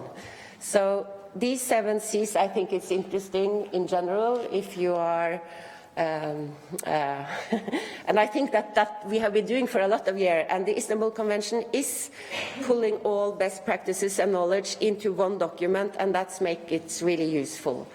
So after this brief introduction of the Istanbul Convention, we will learn more about it, or not about the Istanbul Convention, but what we are supposed to do, whether we have the Istanbul Convention or not in the front of our mind. Okay? So I would like to start the discussions with addressing Margaret on prevention. What are your thoughts so far? You know, Sigrid said that there are progress, but there are also challenges. What is your picture of the situation when it comes to prevention? Yeah, well, there has been, of course, great progress, and in various fields. It's so often, however, down to the individuals in question and NGOs, like, for example, Sigrid, of course, has been a beacon of light, and I'm the head of her fan club, and Ragnar, you can join. You can join her fan club if you want. Yeah. But just speaking generally about prevention, what I think is maybe the most important thing is to introduce gender studies into the school system from kindergarten and onwards, and especially for professionals at the university to have it a mandatory study, gender-based violence, sexual violence, and well, the ramifications, the implications, and so on. So I'm talking about healthcare personnel, I'm talking about social workers, lawyers, and so on. So this would be a very important thing, I feel that we're at the stage now where we have dedicated individuals. So we have, for example, the people working for the Center of Gender Equality, or the Center of Equality, the police, and of course, very able and competent people who are now working at the Office of the Prime Minister for ways and means to especially to improve the processing of sexual offence cases, but also to better the victim status. And many NGOs have carried out awareness-raising campaigns and so on, which is a very good thing. But I feel that we need to go the extra mile. Meaning, for example, that a few years back we had a very effective campaign against smoking, and now very few people in Iceland smoke. So we just need to put it much more on the agenda. So that's one thought. Changing the mindset through education, of course. Another thing, if we just come to cyberbullying, then we need a clear stipulation in the law as to what cyberbullying is. We need to include, of course, various vulnerable groups, and we have to have gender there because, and let me just clarify, when I say gender, I don't only mean men and women. We have more genders now. But still, it needs to be very clear what is meant and who are the most vulnerable groups, and especially as we know the manifestation of cyberbullying towards, women is far different than that for men, for example, and other, let's say, transsexual people, intersex, and so on. A problem I see, which is a very a large problem, is that we often have the main problem is often the jurisdiction as well, because the internet is global. So, and we so often hear, even if the police is willing to do something, this here site is registered somewhere else, nothing can be done. So we have a convention on cybercrime, but that one is not exactly on this issue. So we need something there as well, just combined effort by all countries. And then there was something else that I was going to say. It's okay. You can think, and we come back to you. Maybe I should not take up all the time as well. So. No, it's good. We will have a discussion. Before Marta is going to give us a short presentation of something that they are doing in Portugal, but before I want to address Sigridur and Trygvi on maybe first you on programs for perpetrators, or what do we do with harmful masculinities? Yeah, the issue of toxic masculinity is a difficult one, and it comes to the idea that we are in trouble within the rhetoric of feminism, where we are not able to view perpetrators as victims. They are obviously not victims, but they need help. And the ability for judges to mandate them then as victims for counseling must be looked into, and has been one of suggestions put forward by Working Group on Men and Equality. But I'd like to just remind you, yesterday Árni Páll congratulated Norway on being the first ranking country with regards to gender equality. It was in reference to a University of Georgetown study which takes into account security issues and violence. The World Economic Forum's gender gap does not include an analysis of women and security. And in the last 2 years, Iceland has had the Me Too movement quite predominantly and effective in public discourse, as well as a murder case in January 2017, where a woman is abducted and murdered, and it was very much in the media for many months. And these issues affect women's sense of and feeling of security. And coming back to what Kristín discussed as well, and many others have been discussing, is the issue of security and violence should be the first focus. And I come back to a statement you made, Sigrid. We were discussing human trafficking in a work group on human trafficking recently, and you suggested, because we do not have the referral mechanism in place that we should as a country. We've been discussing human trafficking for a decade without doing anything really, and she suggested, why do we not approach it as a natural disaster? Because we are preoccupied with natural disasters in Iceland. But as you remember, we had a huge volcanic eruption, Eyjafjallajökull. There were no human casualties. Not a person died. But the amount of time, energy, resources put into that case, huge. When there is a victim of human trafficking, can we not at least pretend to care a little? Hopefully. There are many issues I could discuss, and I will not, but let us continue. Yeah.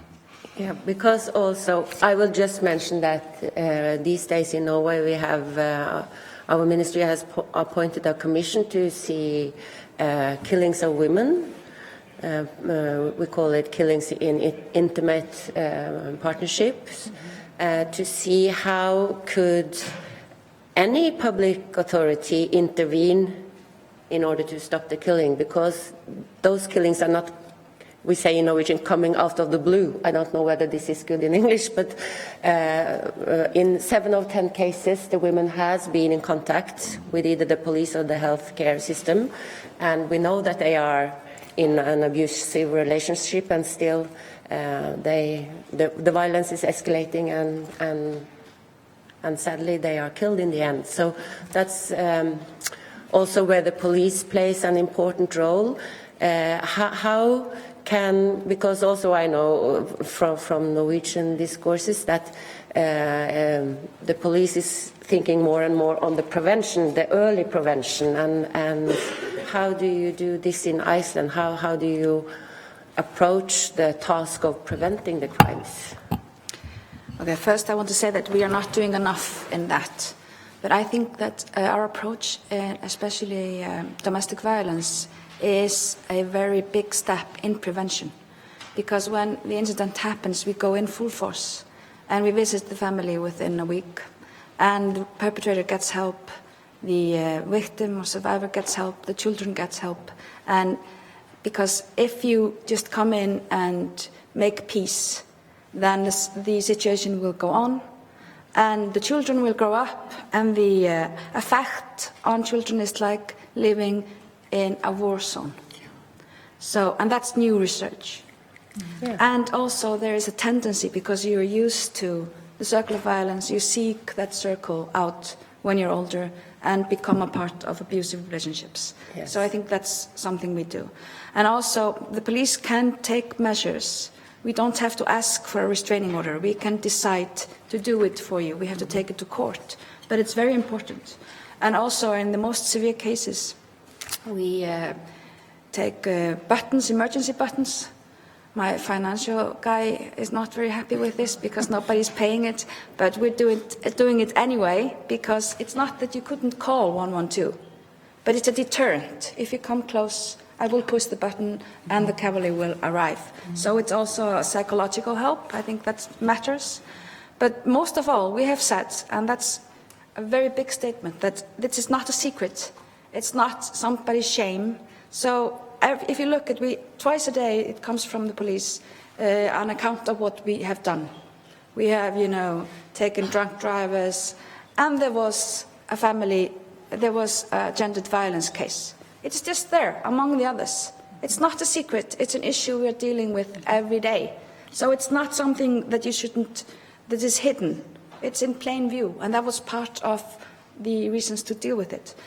But the problem is about approximately, because we have so few cases, fortunately, the numbers can rock a little, but almost half of our deaths, of our murders, manslaughters, are domestic violence cases. And as soon as we took this information to our force, people didn't realize how important this was.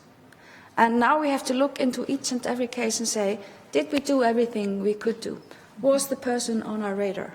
And prevention, for example, the midwives have taken this really seriously. They scan, because often family violence, domestic violence starts in pregnancy, I think. And escalates. And escalates there. And so they are scanning that already when they are dealing with families to be. And they are much more open to not having the father talk for the mother all the time. But we are also, working with NGOs. I cannot overstate how important that is, because so many people have been told that are in this situation that going to the police will ruin the family, it will ruin the children, etc. So we need to work on equal grounds with the NGOs. And for example, the human rights organization, that's very important in this aspect, because we have about 13% of people of foreign origin in Iceland. But we have over 20% of both victims and perpetrators that are of foreign origin. That means it's a higher percentage. And that's because they have a more vulnerable position. They don't have the strong family ties that we often have here. So that means that they could be afraid that they would be thrown out of the country. They don't know their rights. They need this kind of protection. And we've been looking at it, for example, in New York, where they have this family justice center there. And there, for example, it doesn't matter when you come in what position you have, if you're legal or not legal. It just doesn't matter. You just are an offer of violence. You're a victim of violence. I'm probably outside of the topic, but this is very important for us to understand the mechanics. And if you don't understand the mechanics, it's a question of thinking about this outside in, not inside out. And we also have to look at ourselves. I think part of the prevention and protection is to look at the workforce, the police force, that is the emergency people you talk to. So we are also dealing with our culture as well. And that's important to get more women, because we need a wider perspective, a different understanding that you cannot get with white males from 20 to 65 with the same education, the same background. Really nice people, and we need them. But we also need the other people. We need other sexes. We need people with different experience, because otherwise we cannot provide the necessary service to society. It's very easy and simple. Equality is just an essence. It's a ground for everything. I'm just heating up. Yeah. Yes. I want to build on that heat, if that is possible. Because also, I will just briefly go before you, Marta. I'm sorry for not putting you on, right? Because also, I can hear all the 7 C's when you are speaking, so that is very good for us. Cooperation with the NGOs, resources, culture that you talk about in your session is extremely important. But also when it comes to the fact that, I don't know for other countries, but in our country it's about 25% that report to the police. So that means that I have learned that from Icelandic women, that this is the top of the iceberg. Very top. Yeah, very top. So how can both civil society organization and the police and I don't know other institution help to get the cases reported? What is the problem really of not having? Maybe you can. Well, as Sigríður said, there is an increase in reporting, and we think it's not that the crimes are. There are more crimes. There are more people reporting now, and I think one important step was, for example, the establishment of Bjarkarhlíð, which is this one-stop shop for victims of violence, and there they can come and meet the police, they can meet legal counselors, social workers and so on, and the threshold to go there seems to be lower than to go to or contact the other parties.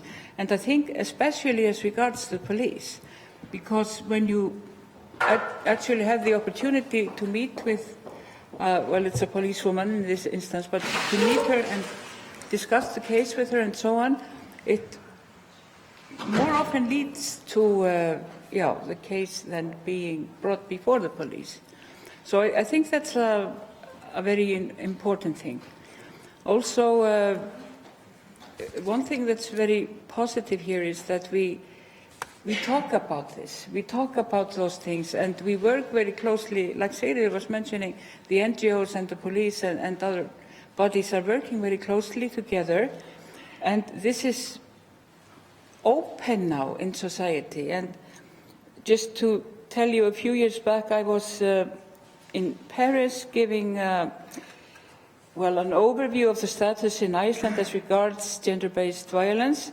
And the woman came to me afterwards and said, I was so saddened to hear of the terrible situation in Iceland, of women's terrible situation, and how many women are subject to violence. And I said, well, I don't think it's worse than anywhere else. Where are you from? I'm from Saudi Arabia, and women in Saudi Arabia are never subject to violence. So you see, when it's not talked about, it's not there. So that's important that we do that. Yeah. Okay. This roundtable is also supposed to talk about sexual violence, and maybe it's to sexual violence even more taboos are connected and complicating the task of prevention and protection and prosecution. Also, in some culture, you lack language to explain the violence. But we are lucky to have Marta here. She always gives a lot in her presentation, and she's from a governmental body that is coordinating the whole thing, as you heard from Carlos yesterday as well. But you will talk a little bit about the implication of the Istanbul Convention in Portugal, and you will also give us an example of a project on combating sexual violence. So if you want now, I can... Can you... Here it is. Can I speak from here? Or I think you need to stand in the mic.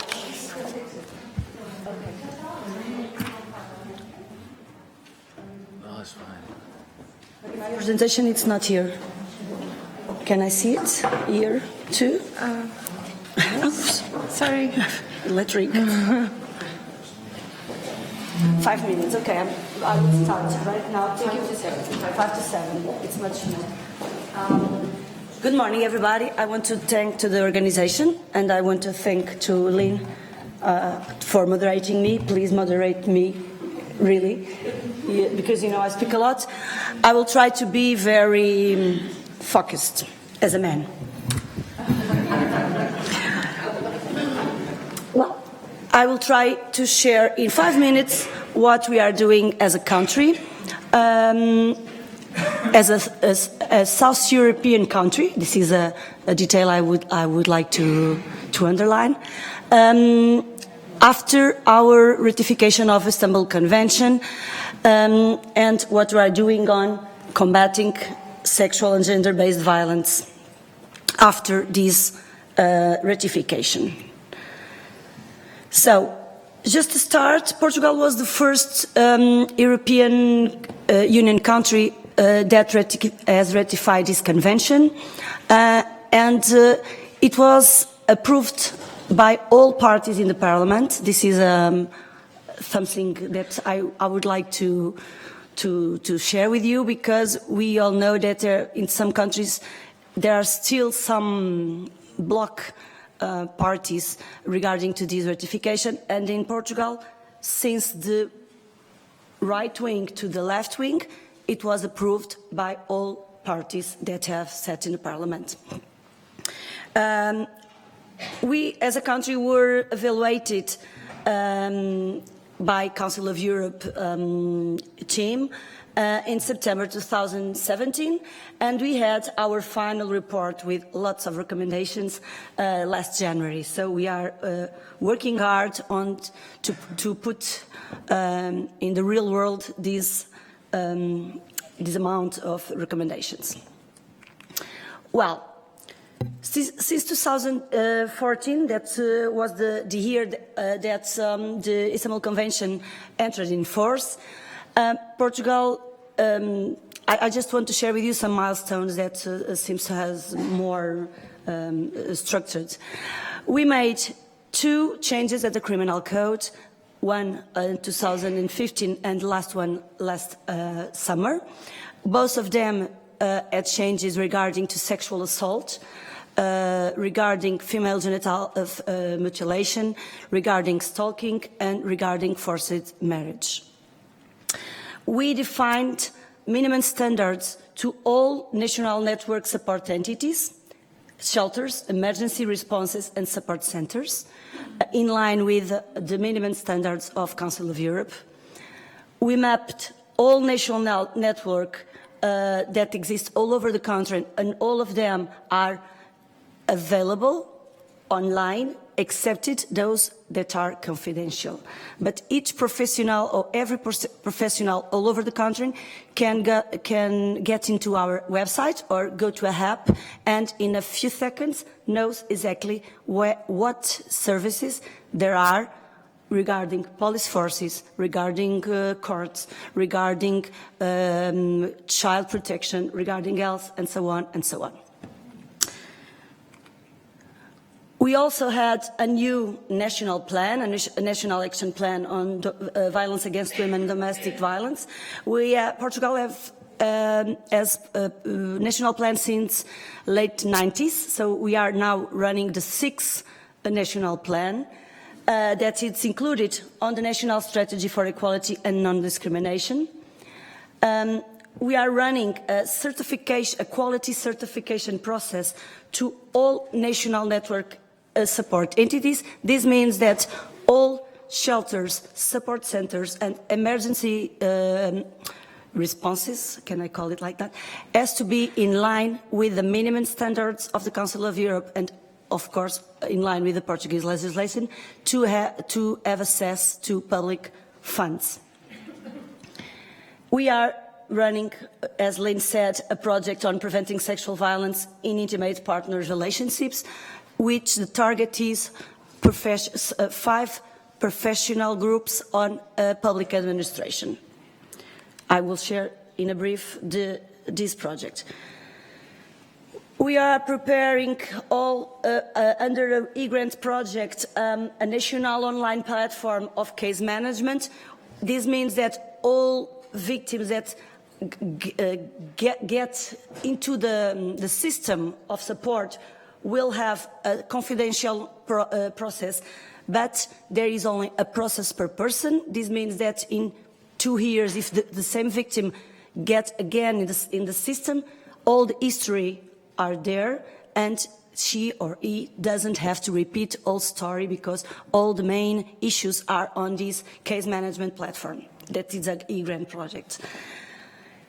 Since 2014, we created under the scope of this national network, some specialized responses to those victims we considered in more vulnerability. 1 shelter for handicapped women, 1 shelter to women with psychiatric disease, 1 shelter to men victims of violence domestic, 3 new sexual assault and rape centers, and 3 LGBT support centers. That means that all over the country there are 40 shelters, 25 emergency responses, 163 support centers. All of these national networks are free of charge for the victims, as a national coverage involving NGOs and municipalities, and it's absolutely funded by public funds. This is very important. 1 second. 1 minute. Well, I can do it. This is a detail I want to share with you, because all of these responses are run and managed by NGOs or by municipalities, all of them.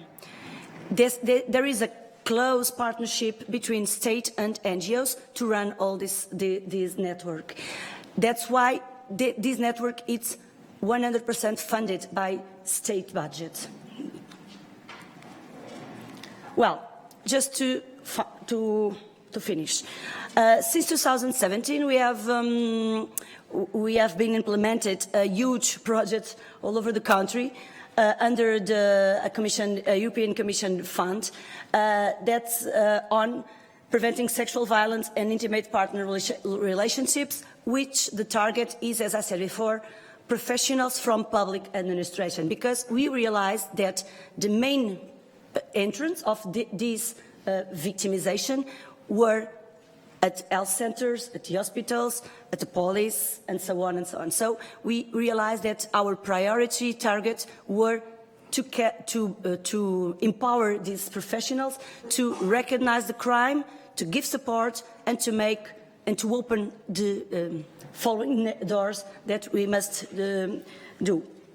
So, as we can see, the first phase of the project was a national study about what beliefs and attitudes has the public administration professionals.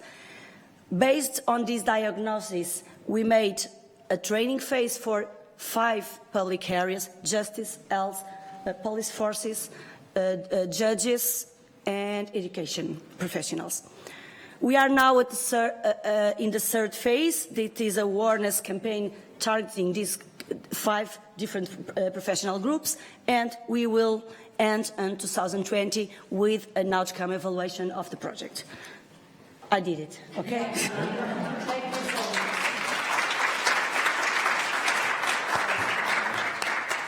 I think that the next time we meet, we will see the awareness raising campaign. Hope so. Yeah, we hope to meet again. Okay, I will challenge the panelists to have very short one-liner on what do you want more of, what do we need to do. I have one interception. What you come into there is what we so often come across with working on gender equality, on any issue, is what we call positive postponing.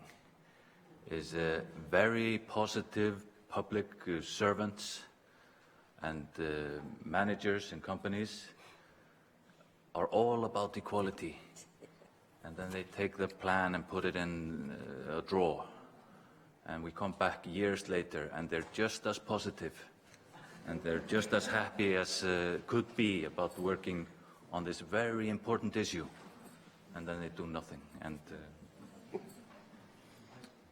be aware of the positive postponers.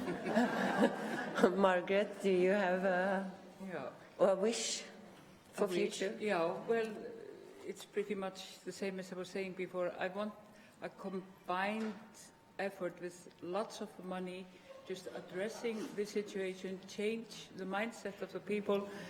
It takes time, but if we keep on, we will manage in the end. But I just want to mention one thing that I forgot earlier, is that what I see as one of the greatest challenges as regards gender-based violence, and especially sexual violence, is actually the easy access and the huge consumption of pornography by young men and boys. And this is a serious problem, and we need to address it. And we are seeing the repercussions. There was a recent study saying that young males no longer can perform sexually without the use of Viagra. We have indications that Icelandic men are world leaders in consumption of pornography. Yeah.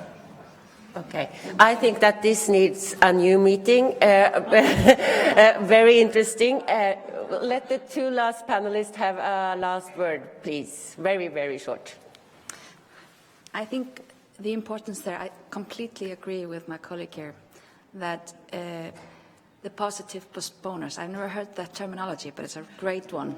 I have talked to so many people in my 17 years as a police chief that really are positive. It just can't be done. We need the money, we need from the above. But our Prime Minister has taken the equality of the genders and sexual abuse in her office. She celebrated personally with many key players when the Istanbul Convention was finally ratified. So this is our top politician. So that means there is a power behind all of this. So, and if there's power, then it can be done and it should be done. So I think the municipalities, we didn't have a time to talk about them before, but there's a lot of power there, and they touch the lives of every citizen. So I think there are opportunities to engage them even more. But you need the power, and you need to just, measure it and do it, and hold the people accountable that do not perform like they should. Okay, Marta, please. Very, very, Very brief. brief. Yeah, I'm sorry, the last person always get the... Yeah. Well, of course, the question of financing is absolutely central. But I would like to stress that one thing that doesn't need money, that it's the public awareness and the public discourse, the public speech that in some cases still blame the victim and minimize the aggression. And this is absolutely central if you want to have a strong community that doesn't admit at all any kind of violence from a human being on another human being. Yeah. Thank you. Okay, so we are so happy that we could have this session on the conference, and we are truly happy that the EEA grants and Norway grants have gender-based violence mainstreamed across all sectors and many program areas. And we have the Istanbul Convention as a common European framework, and we have each other in networking. So the future is positive. Thank you.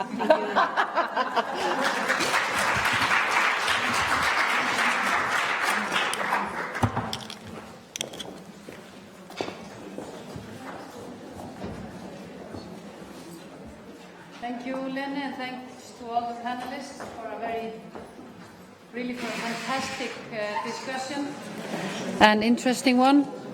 Now we have our last roundtable session before lunch.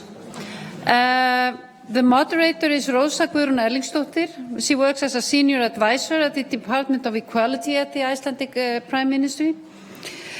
She chairs the Committee of the Senior Officials for Gender Equality in the Nordic Council of Ministers, and for 5 years she was a project manager for the Action Group on Equal Pay, a cooperation committee with government officials and members of the Organization of the Social Partners. So, Rosa, where are you? There you are. Okay, and the floor is yours and the panelists.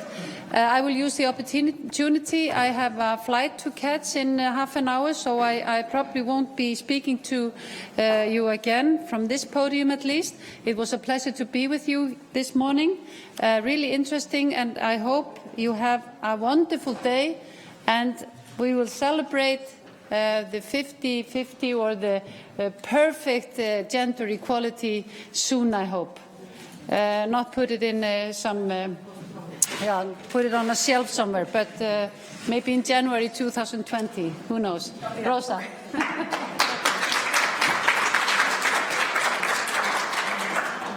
Yes, thank you, Ragnar. It's a bit difficult to be squeezed in between this very important panel discussion on gender-based violence, because when you start working with that, you feel nothing else matters. But the financial and economic independence and women's participation in the labour market is also very important. And we know that it's also a factor that prevents gender-based violence.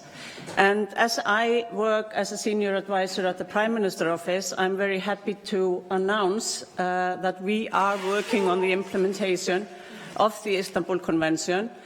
And that's why it was very helpful to have the presentation from Portugal, which ratified the convention earlier than we did. We need the finances and a parliamentary resolution on a new action plan on gender equality for the years 2020 to 2023 has been submitted to Parliament. And one of the projects announced there is a national action plan. on the implementation of the Istanbul Convention, this very important document. And what I also wanted to say in a reference to the panel discussion is that we are currently working on an action plan on preventive measures, including how to address this in our educational system. So this was an introduction. I would like to ask my panelists, the participants of this panel discussion, to approach the stage or the floor. So, and while they are taking their seats, I will make a short introduction into our topic. Well, we have this very wide-ranging issue of women in the workplace, and we want to discuss it under the rubric of the Nordic gender effect at work. And we want to include a discussion on work-life balances, on the necessity of the full employment of women in our labour markets. We want to discuss preventive measures against sexual harassment and gender-based violence in workplaces. And this will be the task of our Portuguese guests. And then recently, a young student, Vala Rún, was added to the panel. I have high hopes in the participation of young people, and in particular, the association which Vala belongs to, the Union of Young Business Women or Entrepreneurs. I don't know how your title is in English of your organization. It's Young Professional Women. Young Professional Women. Well, they're great, and I think we can learn a lot from them. I've been around in the field of gender equality for decades now, even though I'm so young, you know. But they somehow manage to reach out to the mass.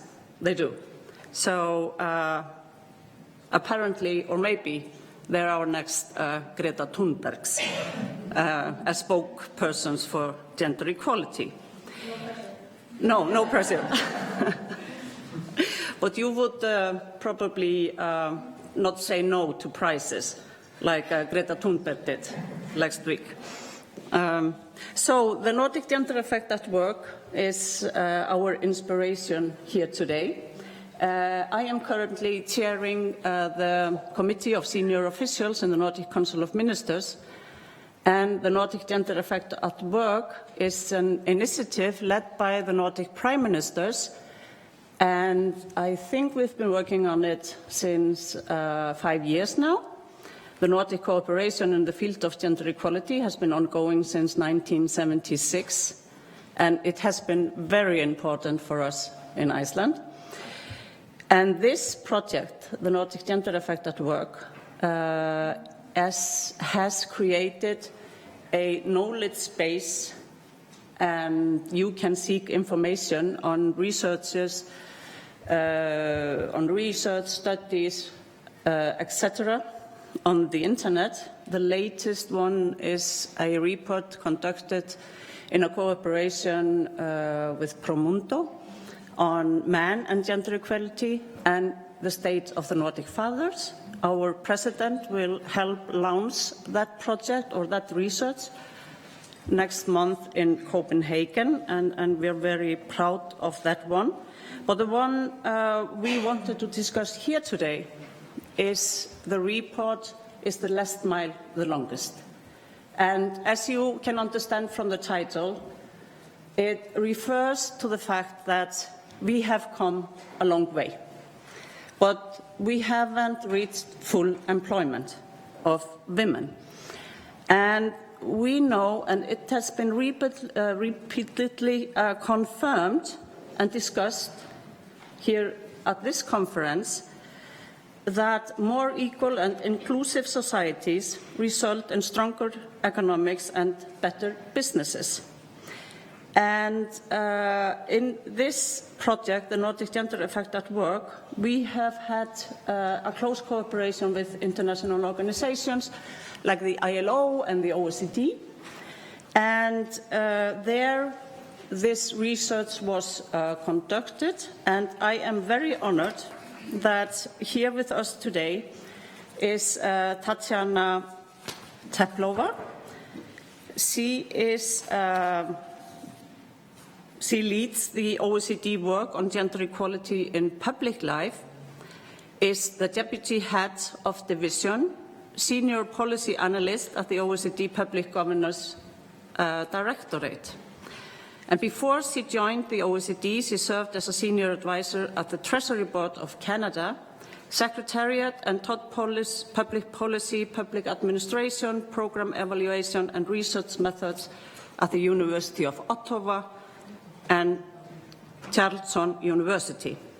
Well, Tatjana is a close colleague of mine in the international field in the subject of gender equality, and she is surely one of the initiators of the OECD report, Is the Last Mile the Longest? And I have asked Tatjana to open our discussion today with a short intervention. And I have asked her to elaborate on the two questions. What issues currently undermine the ability of governments to promote gender-sensitive workplaces? And what policies have proved more effective, and how can progress be accelerated? Tatjana, the floor is yours. I assume you want to come up here. Or what? Do you want to sit? With pleasure. I'm happy. You choose. Okay. Let's give her a hand. Thank you.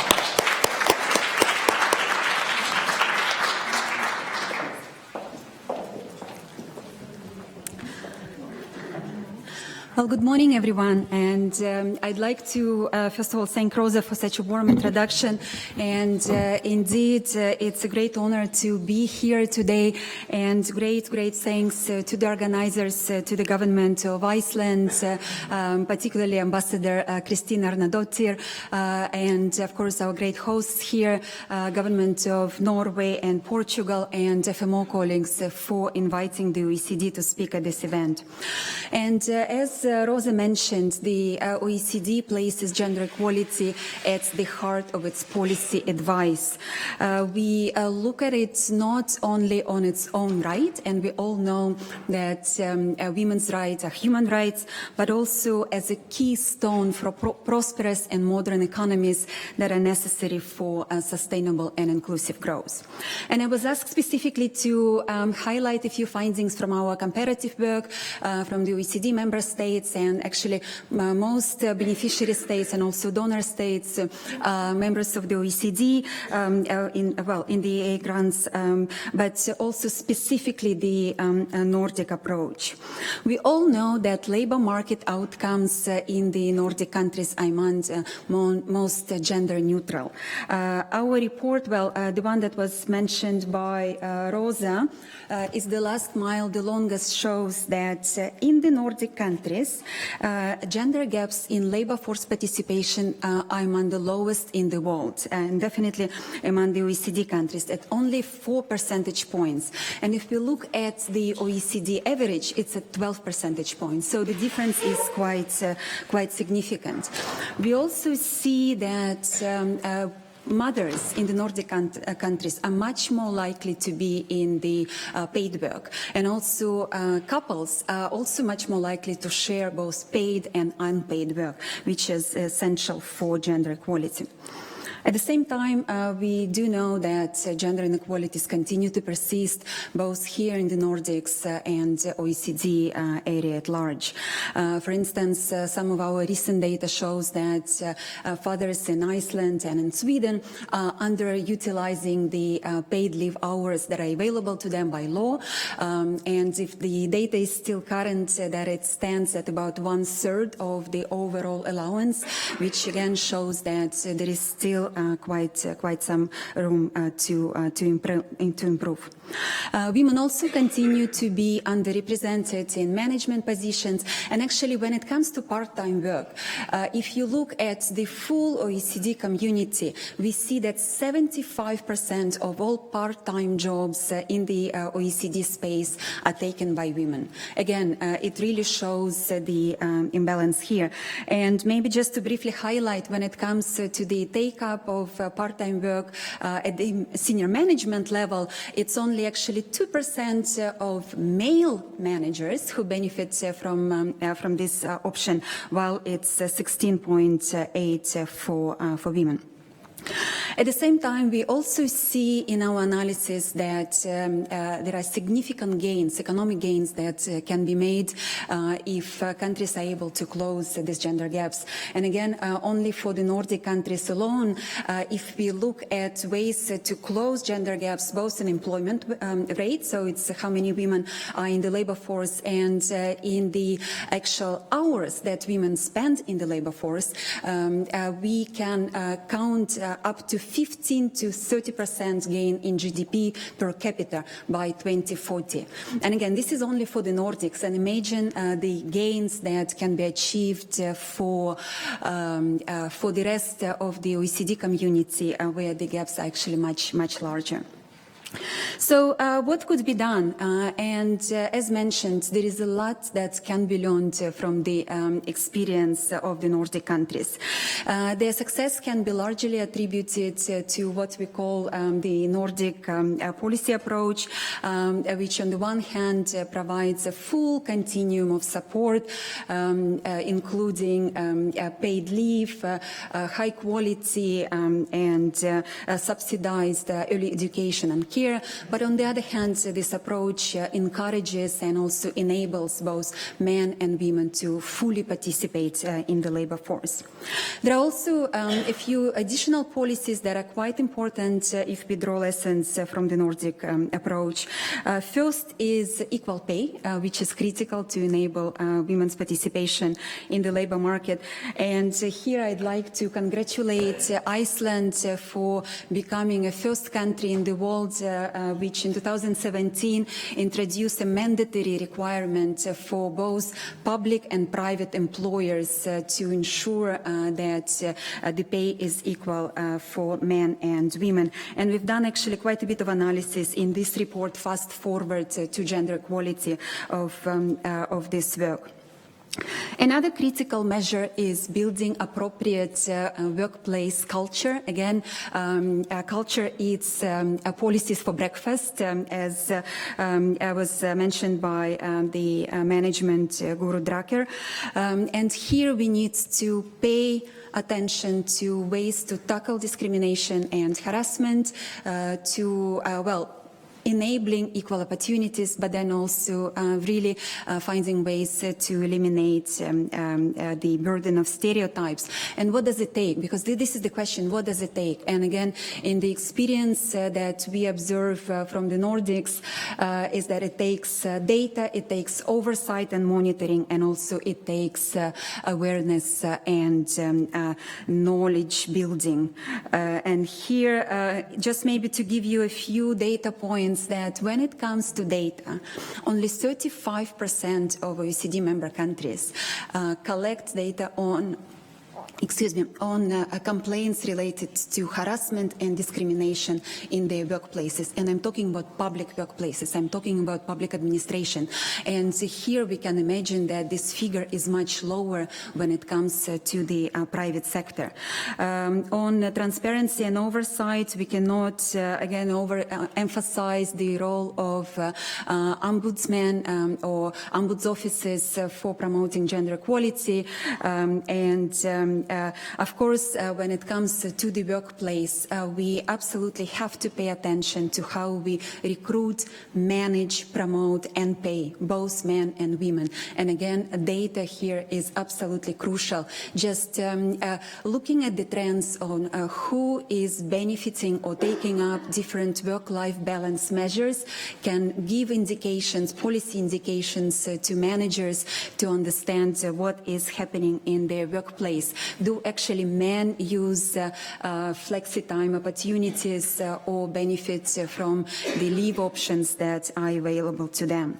And perhaps the last measure that I'd like to highlight, which was discussed quite extensively yesterday, is the importance of engaging men in this discussion. And the Icelandic initiative related to barbershop is an excellent example which engages men in discussions related to countering stereotypes, but then also really looking into ways to make sure that paternity and parental leaves are real options for fathers.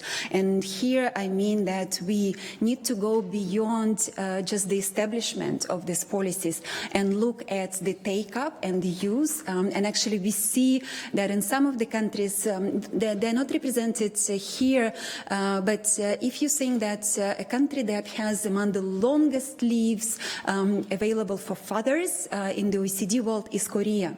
But guess what is the rate of take-up of that leave? It used to be 0 a couple of years ago. It now climbed up to 1.5%.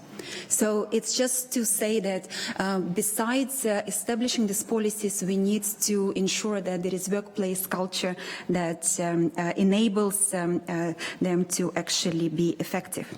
So maybe just to conclude that at the OECD, we stand ready to work with the countries to support your efforts to advance gender equality agendas, and of course we do that together with you through setting standards, and I've already mentioned the OECD recommendations on gender equality in employment, education and entrepreneurship, as well as in public life, how to do gender budgeting, gender mainstreaming, generating evidence, promoting policy dialogue and supporting implementation. Maybe just to highlight the toolkit that was developed based on good practices, based on different experiences that we've collected from all of you, and also inspired by, of course, the lessons learned from the Nordic approach.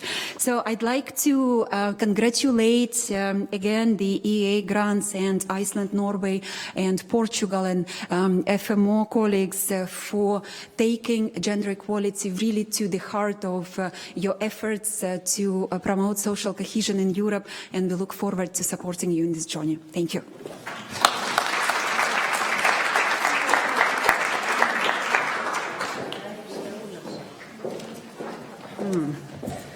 Thank you, Tatiana. And working with the OECD and using the knowledge projects from them does not put you in the position of being the civil servant in the positive postponing things, you know. It's a guide. These are good guides on how to do the work, how to conduct, for example, gender mainstreaming. So we will now turn to our newest doctor in the field of it's sociology, but her research project was done through the lens of gender studies, and I'm very proud to introduce to you Ólöf Júlíusdóttir, and as I said, she just recently defined her PhD dissertation from the University of Iceland this year. Which month was it? It was in August. In August. Great. So her thesis was on gender disparity in business leadership in Iceland, highlighting the different explanation for the low number of women in decision-making positions, such as work-life balance within the framework of time, love, and organizational culture. Currently, she is a part-time teacher and a researcher at the University of Iceland, and she will bring in the perspective of work-life balance, and I'm very curious to know what research you did on love and how you connected it with the subject. So please, Ólöf, yes, you have 7 minutes.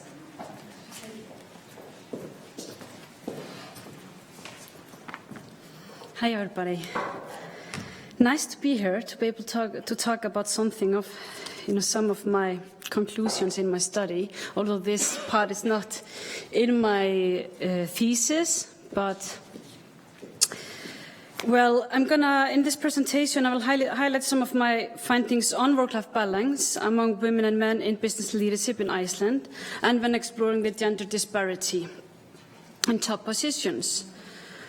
But to start with, it can be helpful to consider what is meant by work-life balance. In general, work-life balance reflects upon the different domains we partake in and in the relationship between them, especially between paid work and non-work, and then more often family. Well, the term work-life balance has been criticized for several reasons. So what is meant by life as time from, the criticism on it, I was actually going to tell you a bit more before that. Well, Hyman and Baldry ask, for example, what is meant by life as time from work does not automatically mean leisure. They point out that for women, it often means unpaid domestic work, like taking care of children and elderly family members. Although it can also be the case for men, the probability of them undertaking this responsibility is much lower. Well, it has also been highlighted that the concept is very much situated within the discussion of neoliberal thinking of personal choice and the responsibility of the individual, while leaving out the institutional and social structural pressures. Well, the term balance has also been criticized for suggesting a simple trade-off between the two domains and encourages naive approaches to address fundamental inequalities and places the responsibility for balancing home and work onto the individual.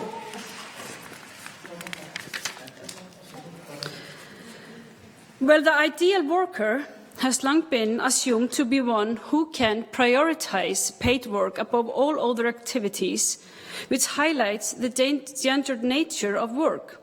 Despite a commitment to flexibility and work-life balance, the gendered construction of the ideal worker and ideas of competence remain powerful. In my research project, in cooperation with my colleagues, Guðbjörg Linda Rafnsdóttir, Þorgerður Einarsdóttir, and other people in my team, we sent out a survey in the year 2014 to all the 250 biggest companies in Iceland. And here I want to show you some of the research, some of the findings of the questions on work-life balance. So when asked about how many hours they work per week, we can see that men work longer work days than women. 60% of men claim that they work 51 hours and more, compared to around 40% of women that work the similar hours. And then we asked about to what extent would it be possible to combine your current job with main responsibility for children and family logistics. Well, it seems that both women and men can combine work and work at home quite well, although women better than men.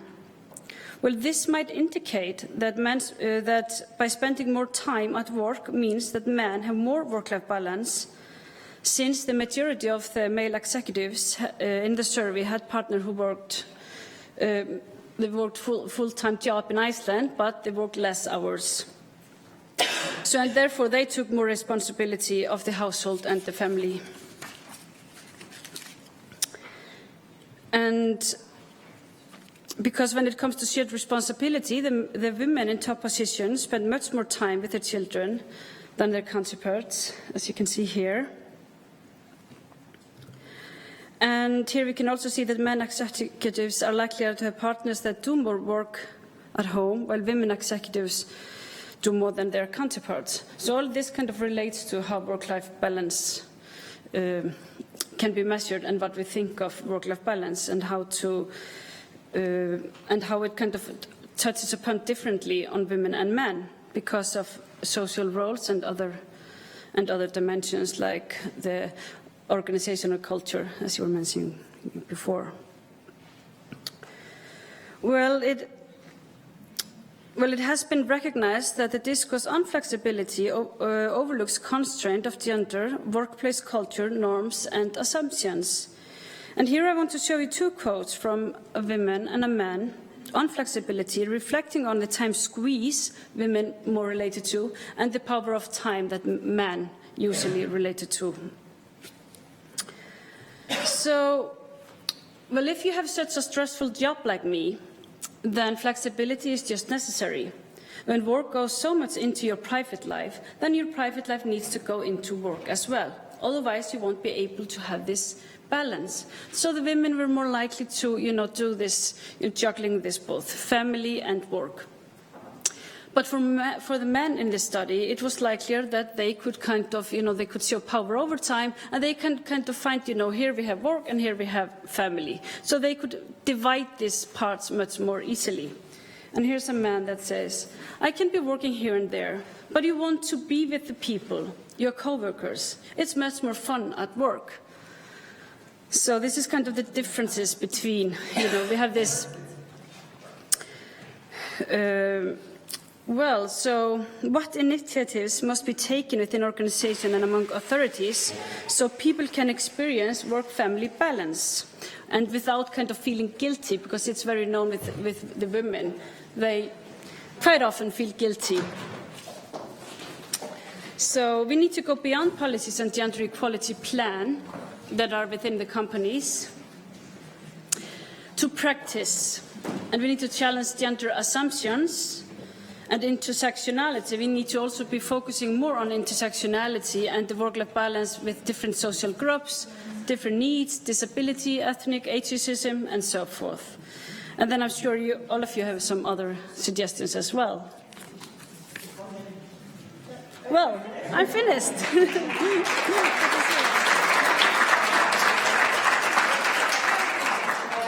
cake, is it for us or? Please use the door upstairs. Okay, so you're not going to worry about this cake? Okay, right. I'll just leave it there. So, thank you, Ole. This was extremely important for our discussion and very, very interesting. I kind of relate to the guy, that said, because I had 3 kids in 4 years, and once I realized it's much easier to be at work than at home, But that time has passed now, hopefully. So thank you for being within the time limit. I will now turn to our Portuguese friends, and I can tell you that Portugal is my new favorite country since I spent my summer holidays there, and also because you seem to be very prominent in the field of gender equality right now, as I can understand, putting emphasis on this field. So we will begin with Bernardo Coelho.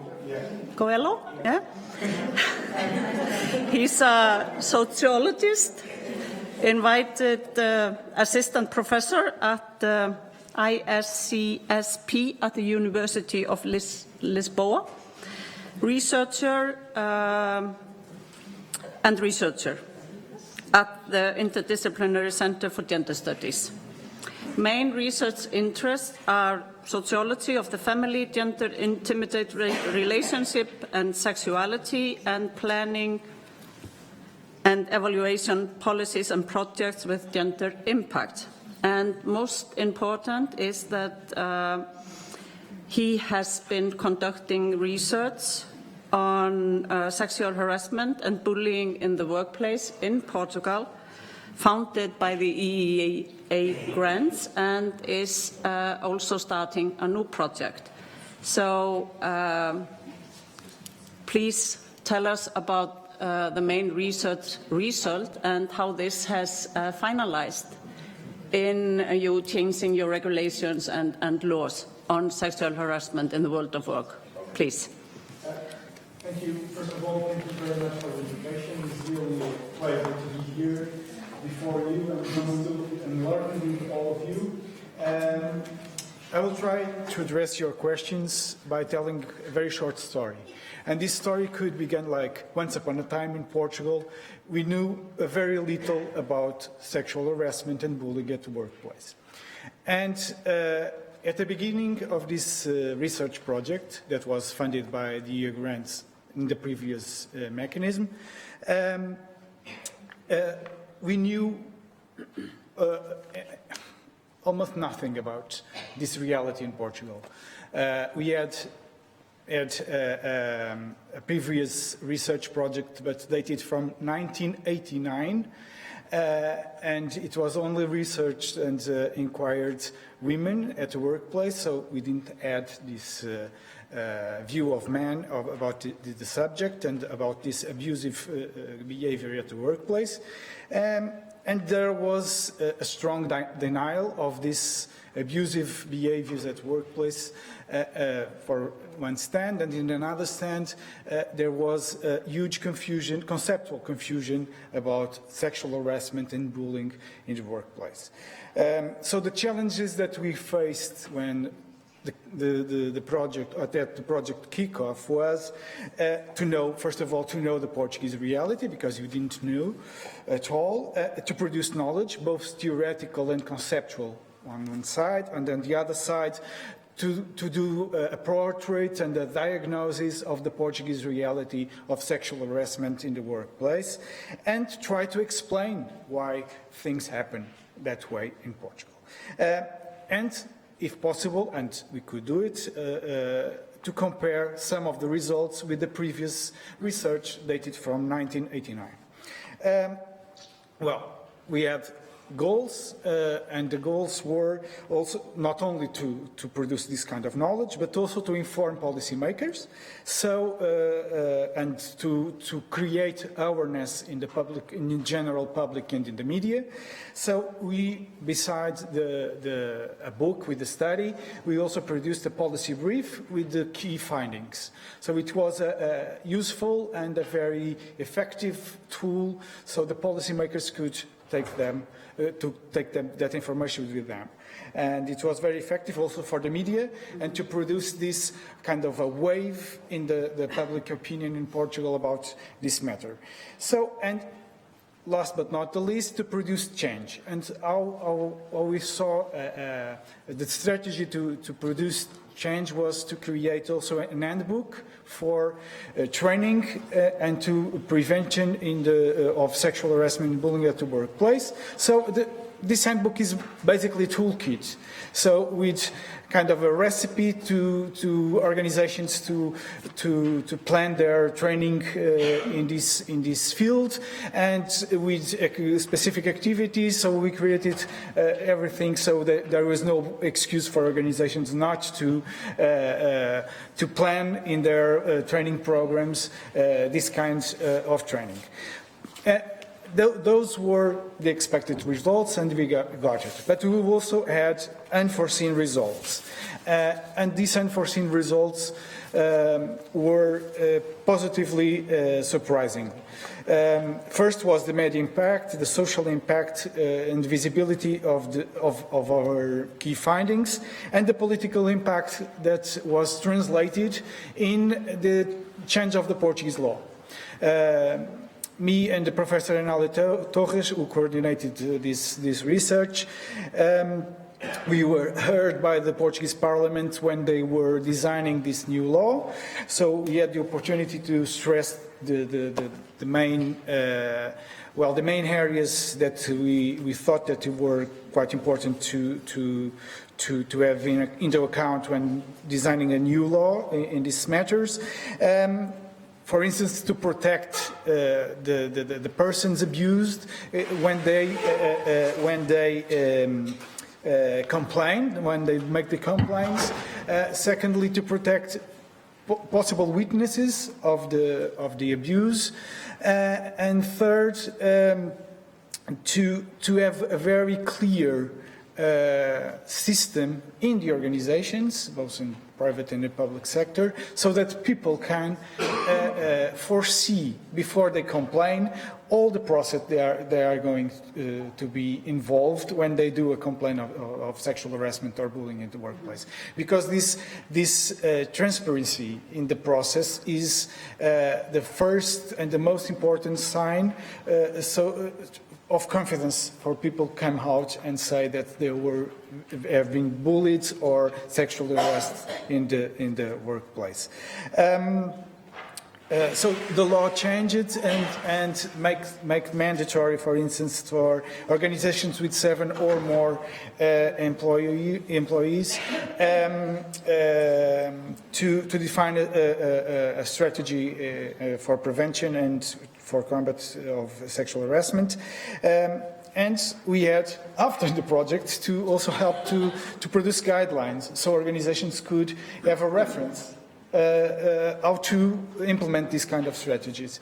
So there was also unforeseen outcome of this project. Well, this is the effect of knowledge, and this is the effect of knowledge transfer for the community, and that is fundamental. And in every single research project, and in those that matter to individual lives. Well, that's the experience with this project funded by the EU grants in the previous mechanism. And I will also like to stress some overall changes that are, well, quite important nowadays concerning gender equality. We can't avoid to discuss and tackle the impact of very rapid and political and ideological changes across the globe. And these changes, we can deny the resurgence of populism, of fascism in Europe and in South America and in North America. And we have to face it, because this discourses and this policy is based mostly, or partially at least, in anti-genderism and in discourses of hate, of sexism, of homophobia, transphobia. So we have to discuss and to tackle this so we can go further with gender equality. And yes. Stop. Thank you very much.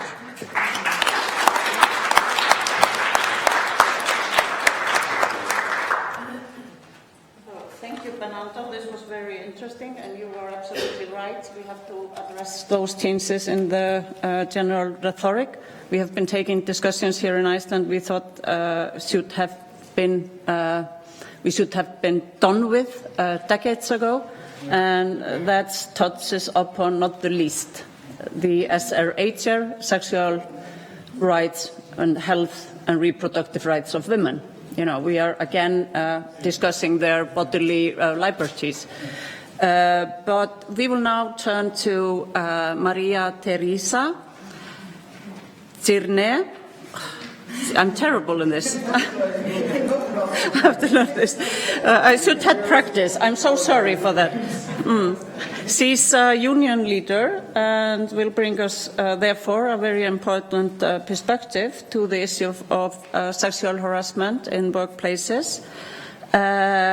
From the union name is Sintav, the bank union in Portugal, and she's a member of the Equality Commission for Women and Men of CGTP, which is the General Confederation of Portuguese Workers, and has a working group whose theme is harassment in the workplace. So, please, you're going to come up. Yes. So, in behalf of CGTP, thank you very much for inviting us to participate in this meeting. In Portugal, workplace harassment, rather than sexual harassment, remains a fighting front for trade unions and workers. For the past 5 years, CGTP has been working very hard to combat harassment and workplace violence. we bring here a brief synthesis of this work. We started, from the specific case, and we started from a specific situation that happened in the workplace. Women were and still are the main victims, making visible and invisible problem has way.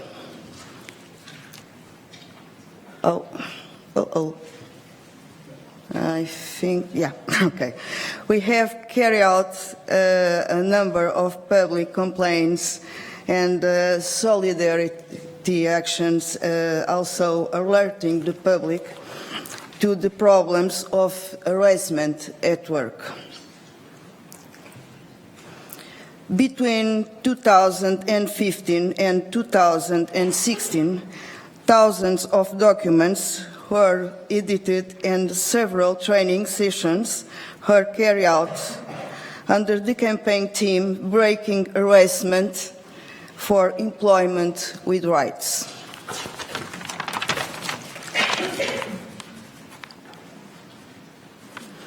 A national study, Bernardo Coelho's team, concludes that 16.5% of Portuguese population had already suffered some form of harassment at work, and women were the main victims. This study has an important contribution to recognition of the harassment problem.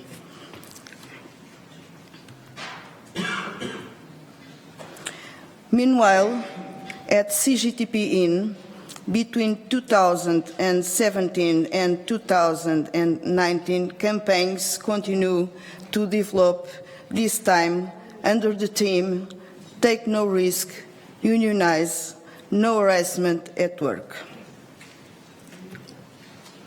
And we continue with the training of more union leaders, expanding the capacity and quality of intervention of unions in this area.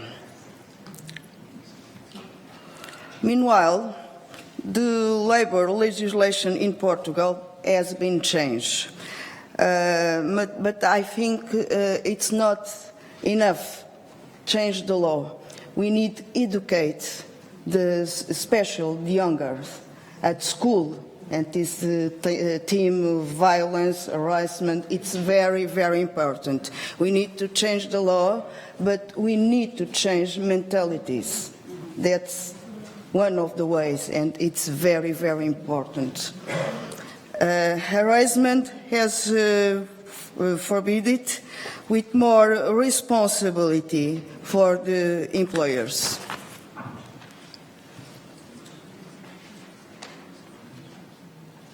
CGTP-IN moved to the second phase of the campaign, Break Through Harassment, by 2018.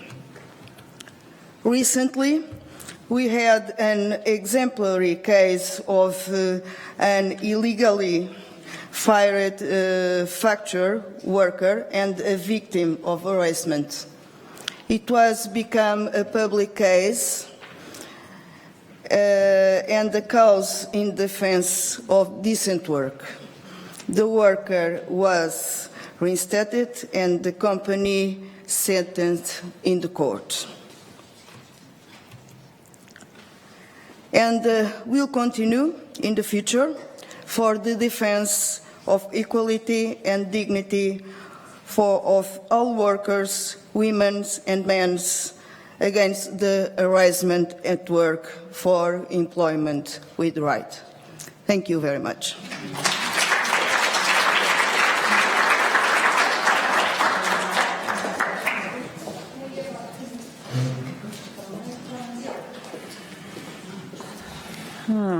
Thank you very much, Maria Teresa. I will now turn to Vala Rún. And I can't stress enough how important it is to have the conversation with young people I just came from a meeting in Geneva where UN Women was introducing the Generation Equality Forum. And this is the rubric of the celebrations of the 25th anniversary of the Beijing Platform for Action. And the aim is to generate the discussion between generations. There were around 500 people attending this meeting, but no one was under the age of 25. So I'm very happy to have you here in the panel and to hear the views of you and your important organization. Vala Rún is a student in engineering management at Reykjavik University. And she did send me some points.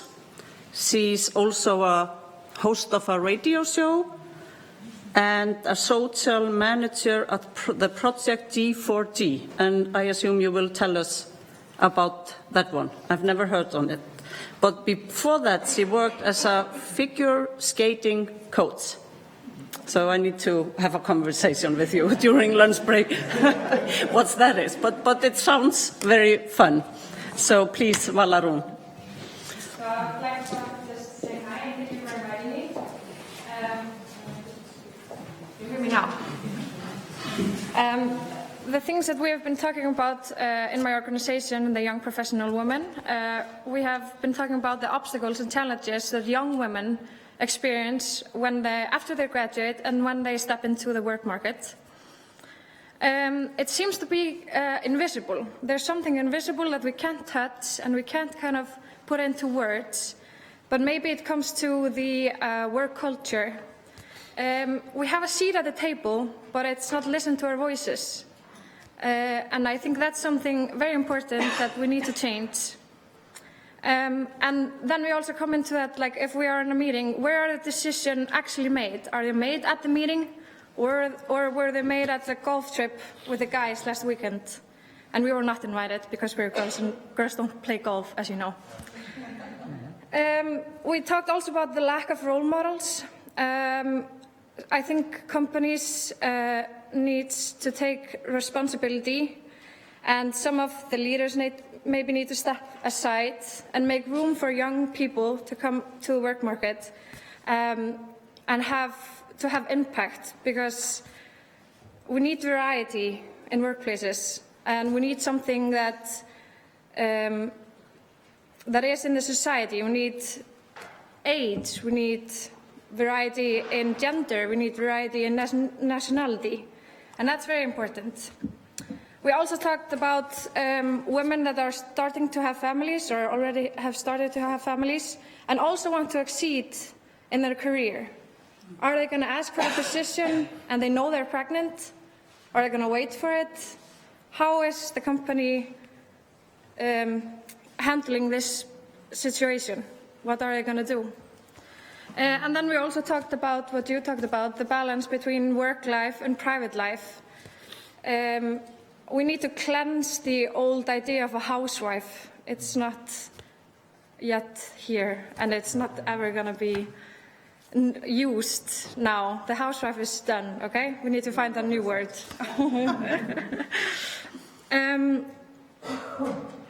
Yeah, and we also talk about this work culture, and I think here in Iceland it's very deep in some companies. It's very hard to change the work culture.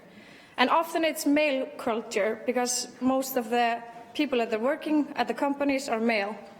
So it's kind of hard to step up if there's a sexual harassment or if there's something going on. Maybe you don't trust your supervisor or your director. So I think we need to make some environment that is open for talking about this. And Me Too did it, but I think we need something more. I mean, guys are still using the joke, I'm hugging you, but it's not a Me Too thing, you know? This needs to quit. But I think the most important thing is to take everyone involved in this discussion. I'm very sorry to say, but there are more men in power, and they need to take a part in this discussion so we can change the things. I mean, just look at this room. How many men are in here? So this is something they need to change because they are in more powerful positions often. And we need to make them realize what the status is for women. Because if they don't realize, they're not willing to take a step. It's kind of like when a person is sick and it thinks it's healed, is he gonna still keeping to take the medicine? No, he thinks he's perfect. He doesn't need the medicine, even though the doctor says so. So they need to realize that they're still sick, if we can use it in that way. And just like he said, companies need to have a clear vision and clear policy so women know what is the process if they're going to step up for sexual harassment. Stereotypes also needs to be cleared, and women need to see that they can go in every work title that they want to. And we need not only to fix this from 8 to 10 when we tell girls to be princesses and boys to be superheroes, but also in universities. You can be a carpenter if you want, you know, because we are still having these issues in a very male work titles, and then only women work as nurses. Or we need to change this balance in these work. And then we need to have an accessible environment that for women that are starting to have families. We need to have it more open, and we need to figure out a way to balance these things. Thank you.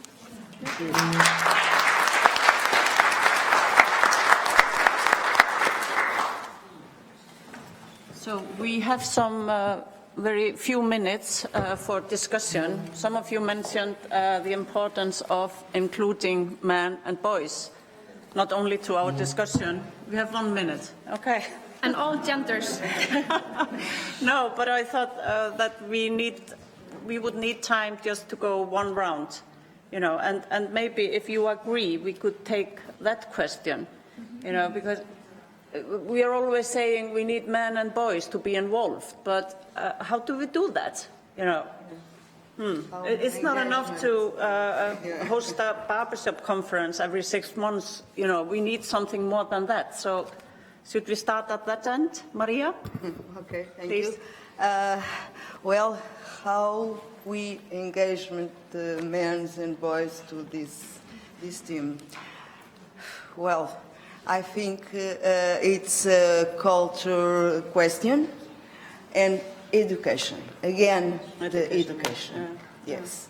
We must teach the youngers the harassment, the violence is not correct. Mm-hmm. That's the way I think at school, at home. Mm-hmm.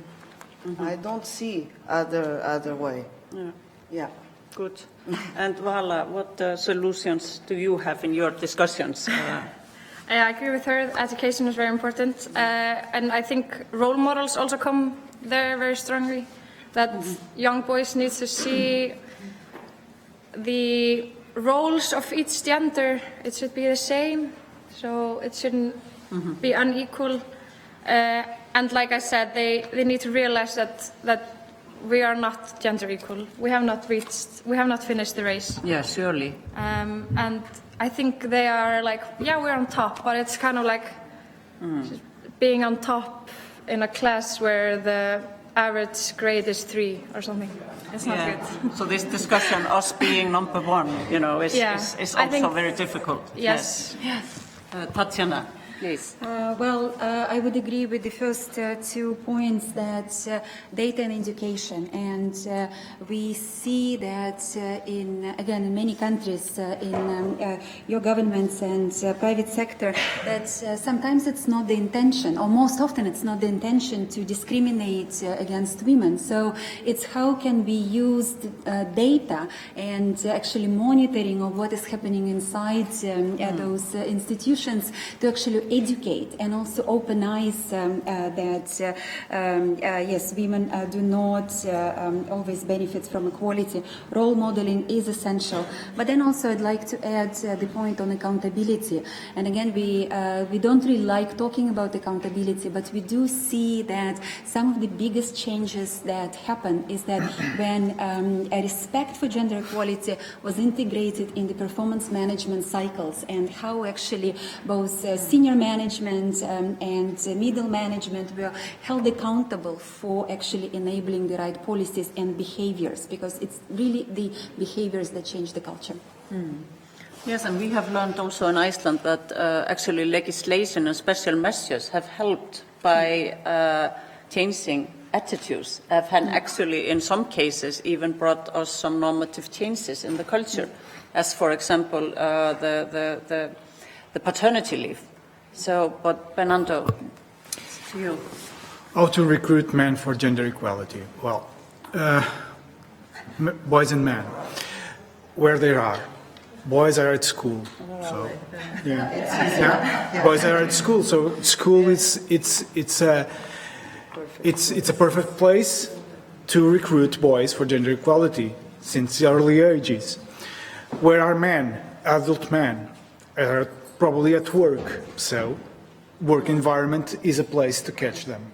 And with this kind of training programs, for instance, training programs on gender equality in the workplace, training programs to prevent sexual harassment or bullying at workplace. All this opens up a new view for men about gender and gender equality, because gender also affects men.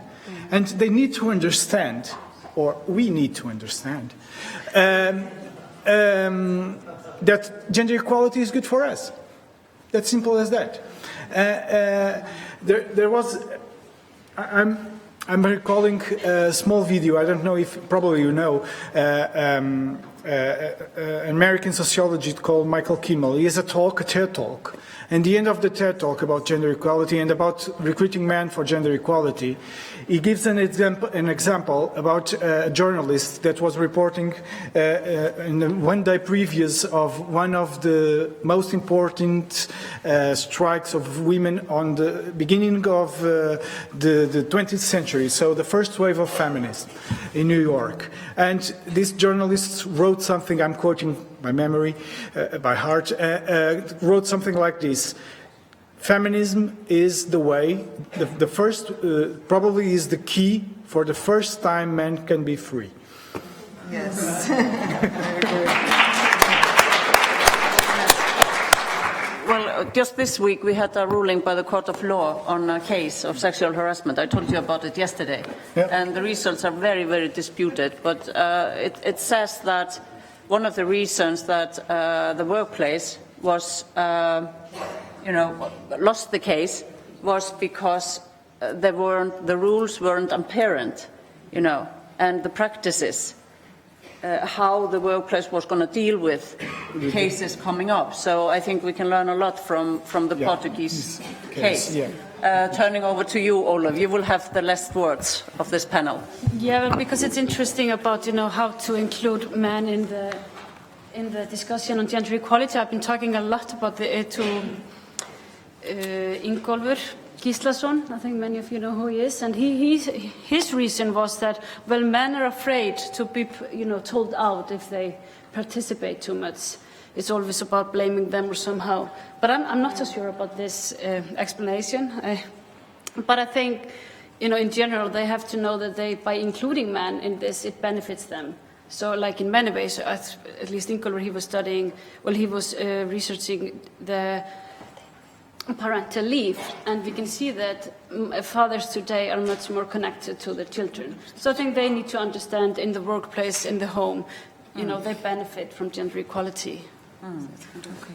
I think also some men don't have the education in gender equality and are afraid to step in to be judged by the feminists, or I don't know how we should call it. So I think also maybe education and allowing them to make mistakes and correcting them might be also a way.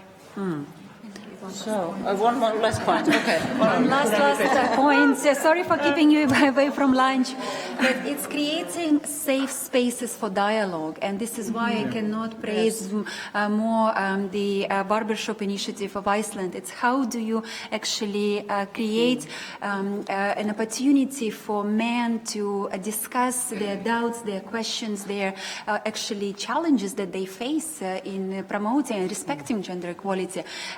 And then this can have a kind of a lot to promote this issue. Okay, with this we will end. Thank you for being such good listeners, and sorry that we didn't include you in our discussions.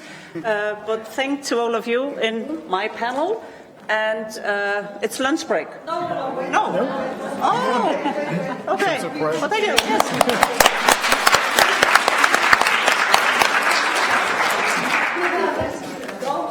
I only have a very brief practical crash course for the speed dating session. So, yeah, okay, you can sit there, that's fine. I hope everybody has the app, the Hoover app. Oh, sorry, my name is Þórhalla and I'm one of the organizers from the Ministry for Foreign Affairs. Start with the beginning. Thank you. And I want to show you the toolbox. We have sent it to everybody, and you can find it printed out there with the registration desk. There is one error in it with Everest Foundation. The website is not correct. It's everestfoundation.is, just so you know. You will receive a revised version of the toolbox later today. And in the toolbox you find the possible projects that the Icelandic partners have prepared. But please keep in mind before the speed dating session that the possibilities are endless. You don't only have to speak about the projects in the toolbox. You are free to talk about whatever you want, every partnership, every project that you want. So, how to book meetings in the Hoover app. You will find the agenda at the bottom of the app, right where the arrow is, and you go to 2 o'clock today, and there you find a list with all the Icelandic partners participating. And you choose the partner that you want to meet with. And there you can see, I used Girls Rock as an example. There you can see the time slots, and the occupied slots are light blue. You press the slot that you would like to occupy, and press enroll and add to my agenda. That is up on above the like and comment. And if you have already booked another meeting at that time, you will receive an error message, and then you can choose if you want to have any reminders. But we recommend that you don't have any reminders, because we don't like the phones to be ringing. I will be the speed dating moderator, and I will ring a bell whenever there's time to go to the next meeting. But you can find your schedule in my agenda, where the arrow is. And you could just go back and repeat and with the next partner you want to meet. The speed dating session will work that there's speed dating hubs, there are tables that they have signs, and the signs are the same as the names in the app. They are distributed alphabetically in the classroom 7 and 8, which is right in front of this room. But the Ministry for Foreign Affairs, RANNIS, and the FMO will have hubs right where the registration desk is. And you don't have to book meetings with them. I will tell you when you can start your meetings, and after 7 minutes I will ring a bell, and then you have 2 minutes between the meetings to find your next partner or your next date. And just please use the time well. You have 7 minutes. You have to go through a lot of material. Have your business cards, flyers, and everything ready. If you need any assistance, I will be here during the lunch break and I can help you book meetings. If you need any information on how to apply for grants or make project plans, please speak with the FMO staff and Ragnhildur, where are you? Ah, there she is. She can help you as well. And just want to add, with the Hoover app, you will have access to everything, the documents and all the data about the participants and everything for 1 year. So you can use this platform again and again if you want to make contact with people. So for 1 year, you can use the app if you haven't deleted it or the person that you want to speak with hasn't deleted it. We just really hope that this will be a fruitful, you will make fruitful relationships and promote and enhance gender equality in Europe and beyond. So, let's go to the cake. We have, there are 2 persons in this room that have birthday today. That is Carlos Duarte. Please come here.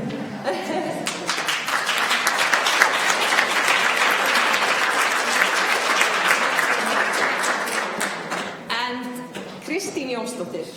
Where are you?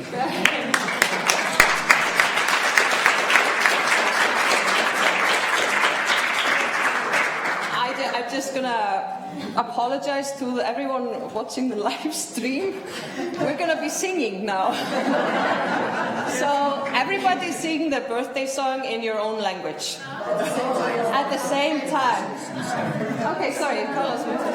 I think, in my case, I think it's a mistake because my birthday was on the 1st of June. So.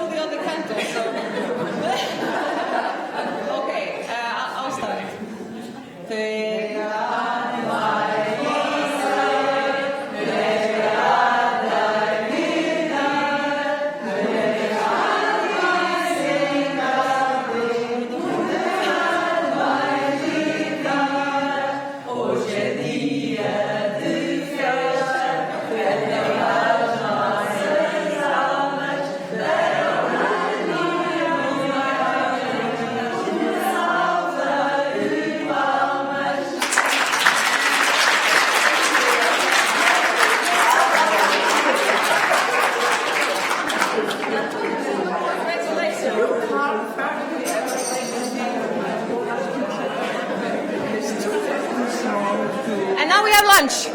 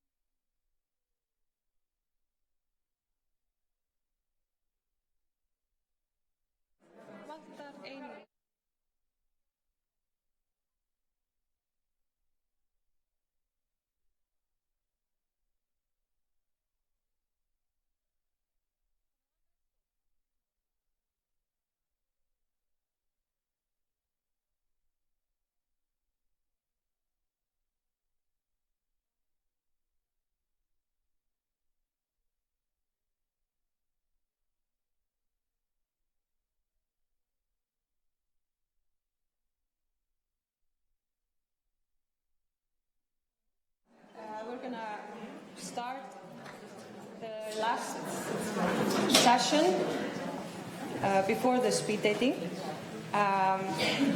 Please, in the future, do not use this door. Do not use this door.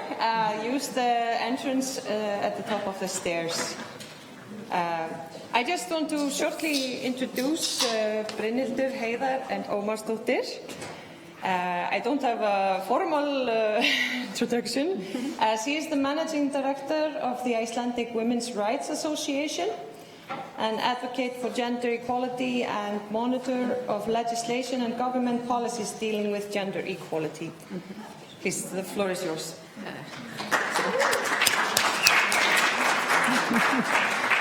Thank you all, yes, it's my pleasure to be here. I want to begin my introduction by saying it's going to be incredibly short and that I'm going to be a very, very strict timekeeper in this session because, as you can see, we have a huge panel of absolutely fabulous ladies and I'm sure we could spend the whole afternoon with them, but in fact we only have 45 minutes.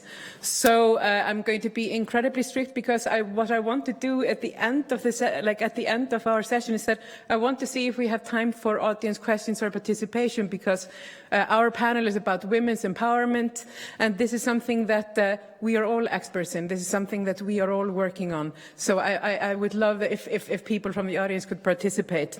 But that being said, I want to begin by introducing shortly my panel. We have Odd Lise Norheim, Norway's ambassador to Iceland, Fríða Rós Valdimarsdóttir, an organizer of the Women's Day Off or Kvennafrí in Iceland, Helga Lind Mar, an organizer of the Icelandic Slot Walk, Auður Viðarsdóttir, an organizer at Stelpur Rocka or Girls Rock, Margrét Jónsdóttir Njarðvík, the owner of Mundo and a board member of the Association of Women Business Leaders in Iceland, and finally, Carla Seguera, who is from the CIP, Confederation of Portuguese Business. Thank you all, and I welcome you all. And I will now be joining these fantastic ladies because, you know, they're fantastic.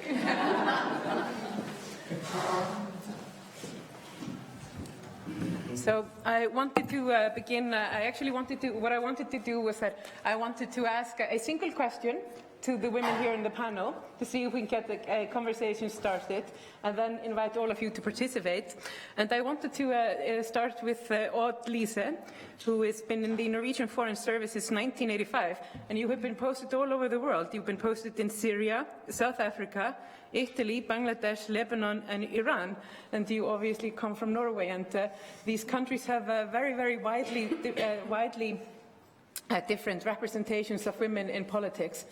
Some countries that are fairly equal and some countries where women are not represented at all. And I wanted to ask, could you briefly talk about your experience? Like, what does it really matter that we have a good representation of women in politics? That's a big question, so I'll be brief. I think gender matters. That is the short answer to this. I think I can use Iran as an example, as that was the last posting I had before coming here. During the revolution in 1979, women were incredibly active. And they thought in a way that, well, this might open up for participation later. It wasn't, it didn't. So now they are hardly represented in government or in parliament. And that also has the effect on what kind of policy, what kind of conditions there are for women. Then looking at Norway, where we have a society where we had the right to vote since 1913, but it took 80 years before we had the first female Speaker of Parliament, for example. It took about 70 years before we had the first female Prime Minister. And after that, things started to happen. And that's why I said gender matters, because then we started to have paternal leaves, maternity leaves for a long period of time. We had nurseries being built out. We had social welfare system that really, really worked and works. But it takes a long time to change things. and it's a work that just continues. It's never done forever, so it's just to continue. Gender matters. Yeah. And Frida, you are one of the organizers of the last 2 women's strikes in Iceland, and in fact Icelandic women have gone on strike 6 times since 1975, and I know that you have interviewed the women who planned the original strike in 75, and you know a lot about sort of like how that led to political change in Iceland, because we were in a very similar situation as Norway in that we've had formal rights for a very long time, but very few women in politics. Could you maybe introduce us to our foreign visitors, or tell us more about sort of like these protests? Well, I can take your last words. Actually, I just wrote it down just before you said it. You know, because we have to organize again and again and again. It's very easy to lose women's rights, and it's very easy to have a backlash on, for example, like the level of women in parliament. We had that a few years ago, and still we are talked about as #1 in gender equality. Perhaps we are that, but we don't have equality. What the Red Stockings did in 1975, they started to form the Women's Day Off, and there were so many women who participated in that, and all like the labor unions and just women like from all political groups took part in this. So they all agreed that we need a gender pay to fill up the gender pay gap. So we have always used that. We still use it in last strike or Women's Day Off. We still use the same because we agree that the payment should be equal. But and with the notion just of this tiny part, we built like a huge unity of women and organize again and again to keep our rights. And perhaps I know that it influenced that women take part in politics, but perhaps it also helps us to gain better rights, for example, for abortion, which we gained just earlier this year. And so we keep the society and power in society occupied with feminism by organizing again and again and again. Mm-hmm. And that empowers women and it empowers women's rights in the society. Mm-hmm. I'm very aware of the time. What you missed was that my private talk with each and every panelist before the session. I'm going to be very strict. So they're very scared of me. But Frida, yes, I think absolutely you emphasized that it's necessary that it wasn't enough that we went on a strike once. We had to go again and again. But we don't go on a strike every year, and in fact, in the past 45 years, we've only walked out 6 times to protest gender inequality. But there has been one protest going on for a decade now in Iceland. Every year, like clockwork, every summer, people in Reykjavik and also in other towns in Iceland, they walk out and as a part of a slut walk, which is an international movement. And I don't think I've heard of and I wanted to ask Helga, who is one of the organizers of the slut walk, how is it possible for a grassroots organization, because I know none of you are being paid to actually do this work, how is it possible for a women's or like a feminist movement to maintain this energy and to go out again and again? Well, the short answer is we're still angry. And we will still do it until we stop being angry. Mm-hmm. But on that note as well, that means it's tiring. Mm-hmm. It's really easy to lose focus. And when you experience this walk was first done here in Iceland in 2011, we were angry and we did the slut walk. Nothing changed. And then you keep on hoping, you keep on walking, you keep on protesting, you keep on creating the platform for people to speak out. You keep on doing small changes, but then the society is still the same. rape culture is still evident. You still have people who use violence. You still have survivors. And you get tired of it. You're screaming into the void.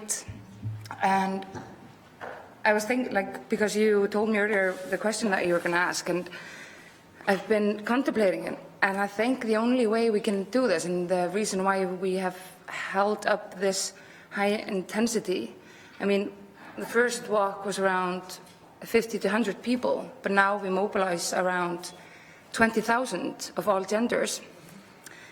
And I think the most important thing to do is to keep on listening to what is happening, keep on listening to the people who are telling their story, keep the conversation open, make your statement more diverse, include people of all genders. Mm-hmm. And I mean, our claims have changed throughout the years. In the beginning, we were protesting the fact that women were shamed for dressing in a certain way. So they kind of were responsible for the violence. And Icelandic people tend to be sheeps.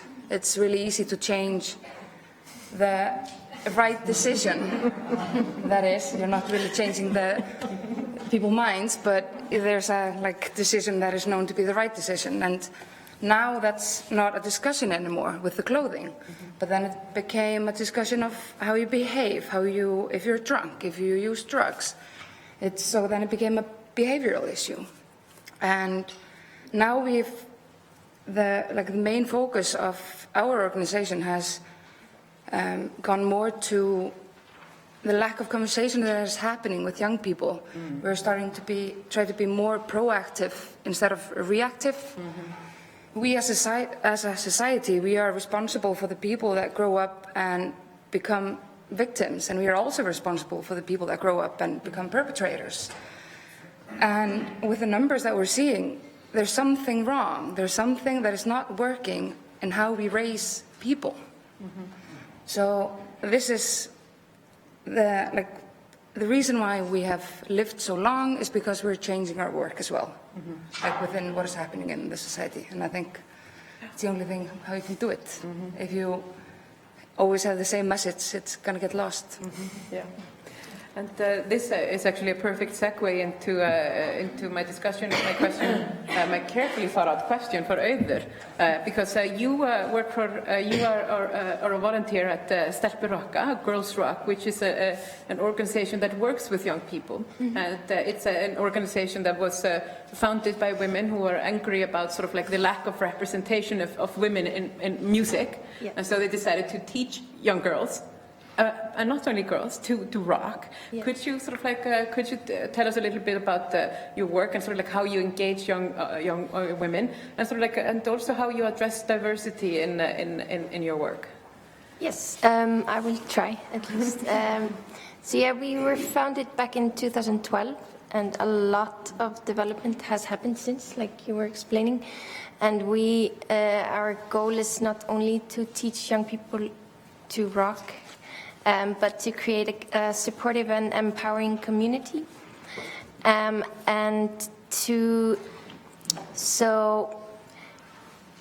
first, the name is Girls Rock, but we have actively worked on including all genders. So we offer our programming is open to girls, trans youth, intersex, and gender non-conforming youth. But we also have to make sure that all our young people have someone they can relate to in the community that our rock camps are. So we also have to make sure our group of volunteers and organizers is a diverse group of people. And this is a lot of work, and I think we have, I think we grow the most from interacting with other grassroots organizations that have maybe expertise in other areas than we do. And also we work a lot in international collaborations, and that's also how we gain our knowledge and get new tools and new perspectives that we can bring home and build on, also in collaboration with local organizations. And this is a continuous process and a lot of work, as you say, to always try to be one step ahead, proactive and not reactive. And yeah, Yeah. And yeah, I mean, and I love it. Yeah, absolutely. I sort of like, I think you Auður, as well as you and Helga and Frida, you all emphasize the incredibly importance of collaboration and the larger feminist movement in actually driving the changes that have happened in Iceland. Which brings me to Margaret. You are a board member of FKA, which is the organization of women business leaders in Iceland, founded to be a supportive network and for women who are in business. How sort of like, you know, how does that sort of like, you know, could you tell us a little bit about your organization? But also I wanted to ask if you could tell maybe our foreign visitors about the law that we have here on gender quotas, because we, like Norway, have passed gender quota laws in business. Mm-hmm. Yeah, thank you so much, and thanks to all of you for this great conference. FKA, the Icelandic Association of Business Women, embraces women who own their own companies and also women in Iceland who are in managerial positions. This is an association that promotes empowerment of women on the labor market, and we address every time some main points. Like today, we are working with the Prime Minister of Iceland of promoting Icelandic women within companies, because 40 years ago, women were told, oh no, you don't have university degrees, that's what you are lacking, go and study. So women went and they studied, and still they didn't get the position. Now we have 65% of women in the university, and still they don't get the positions.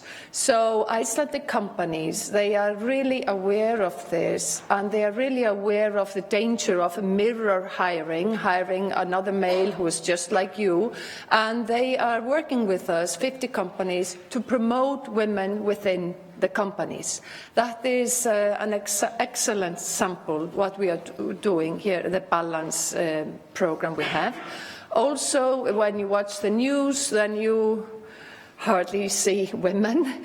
It is getting much better, and that's another project we have together with the Icelandic Broadcast Services, the radio and the television, to promote women in the news and as interlocutors. In 2003, Norway approved the law of having women as 40% of the board members. The poor man who promoted it, he destroyed his own political career. He was from the Conservative Party in Norway. He did not consult the Prime Minister. He just thought that, like, as I put gasoline on my car on my way here today, what would you say if I would have thrown out 50% of the gasoline on the way? You would say, you are crazy, you are not using resources, you're just throwing away. And that's the idea behind gender quotas. It's about using well resources. We don't want to throw away food today. We want to treat the nature. We have all kinds of law and regulation about toxic materials. We have a food processing industry and everything. And that's the same. That has to do with our society, where you have all these qualified women. And since the law was passed here in Iceland, we have had thousands and thousands of women taking the course of good governance. Of course, they could not join the board without taking the course, like the men had done all the way before. They never took a course on how to be a board member. And because my career, I have been in the public sector, where I was at the University of Iceland, always with a BEP on my forefront, because I didn't know I was an entrepreneur. Then I was in the open business, Reykjavik University, where I got to be the entrepreneur within the company. But now I have my own company now for 9 years. I'm not taking anymore my blood pressure pills. I'm never angry. And I'm just so incredibly happy. So my message is just start your own company. Be your own boss. Create the rules of the game. And I also think about, why are we so obsessed of having all these female members of the boards? Why are we so interested in representing the money of the men? Why don't we follow our own money? Where is the money women have? Why are we saying, hey, I want to be on your board? That's fine, but I'm just thinking out loud, and that's not the policy of the Icelandic Business Association, but I'm just thinking revolutionary. Let's rethink the game, because American women say, because I did my doctorate in the US, and they say, you need to create your own company. That's the only thing that gives you freedom, because then you create a new system. And I just wanted to put this into the system. Instead of adapting to the system, create your own system where you feel free, loving, inspired, because every research, look at McKinsey, look at all international research, they say that the more diversity you have on the board, the more innovation you have, the higher the revenue, because it really pays off to have the diversity. That's why we wouldn't have democracy because it takes a long time, but we know it's better. And the same is with diversity, because it implies inclusion. And that's what we want. I think absolutely, and I think you bring up, I think perhaps we can have, women can have it all. We both have our own business and we have the men's too as well. So. But which brings me to our final guest, Carla, who comes from Portugal. It's about sort of like Iceland has passed a gender law, and Iceland and Norway, we have both laws that guarantee equal representation in the boards of companies, but it's not clear that this is actually showing up in management positions, that because we have a severe lack of women in top management positions in several sectors of our society, most even, I would say. Could you maybe expound a bit about that, of women in management positions, and sort of like what you are doing in Portugal to increase women? Thank you. Thank you for inviting me. It's been a pleasure being here, especially because I'm not a specialist in human and in gender issues, which is quite interesting for me to hear from all of you experts. Maybe I will bring you some outside info, which I hope it will be useful. So CIP is a confederation of Portuguese business. We represent around 60% of the GDP. And our main goal is to help competitive companies to get more competitive. Okay, this is our main focus. So how do we deal with gender in this?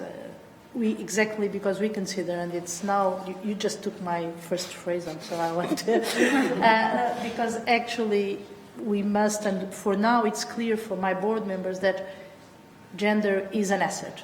Having different people from different genders and from different ages also, it's the same thing actually. We tend to talk about both things at the same time, so independently of different ages and different sexes are very important for companies in general, but for board members in particular, because they will bring us, as you just said, more innovation, more creativity, and therefore more money.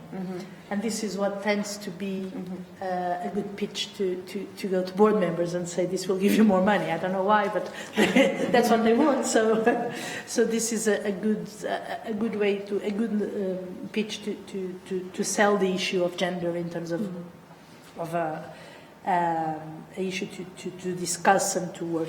In Portugal, we also have the quota law. We approved it in 2017, a bit later than you, but for 33% of the board members have to be, 33.3% of the board members must be women, which is a first step. Obviously, it was 2 years ago. What now we realized, we've just analyzed it, and what we realized is that the majority of these women that went to boards went to non-executive boards, to non-executive places. So it means that you still have to work on having people on the executive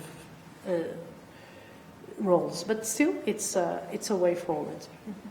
I actually think if we go to Portugal as a whole, and considering that our democracy started in '74, I actually think we've done a good job. I mean, we've done a good way since '74, and especially in the last 20 years.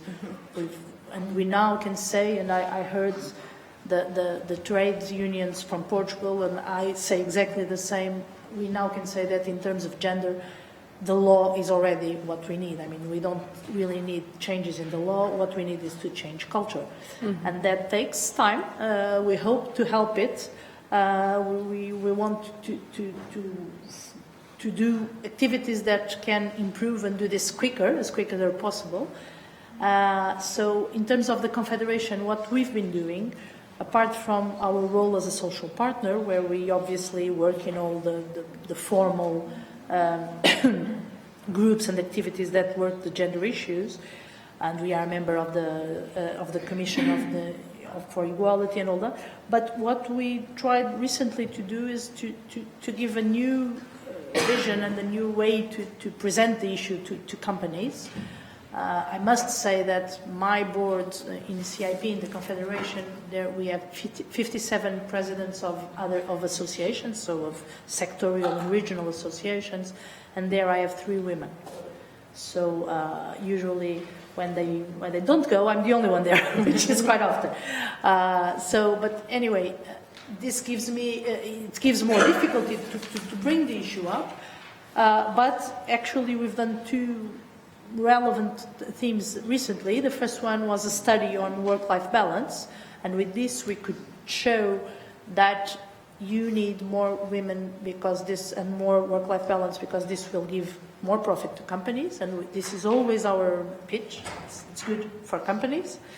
And secondly, we were in Spain and we saw a very interesting project called Promociona, which was tackled already during the meeting. I don't know where the Spanish colleague is, Begoña, but anyway, she talked about it on the first panel. And the most interesting, and this is a story I want to tell you, is that I went to Spain with my president, a man, a 65-year-old man, and he was listening to the project, and I said, Carla, we should do this. This is very interesting. And I was very happy, because it was a man saying this, and this says it's important for us to bring men on board. I think this is the most important thing that we can do to really put it forward in companies, is to show men that this is good for them.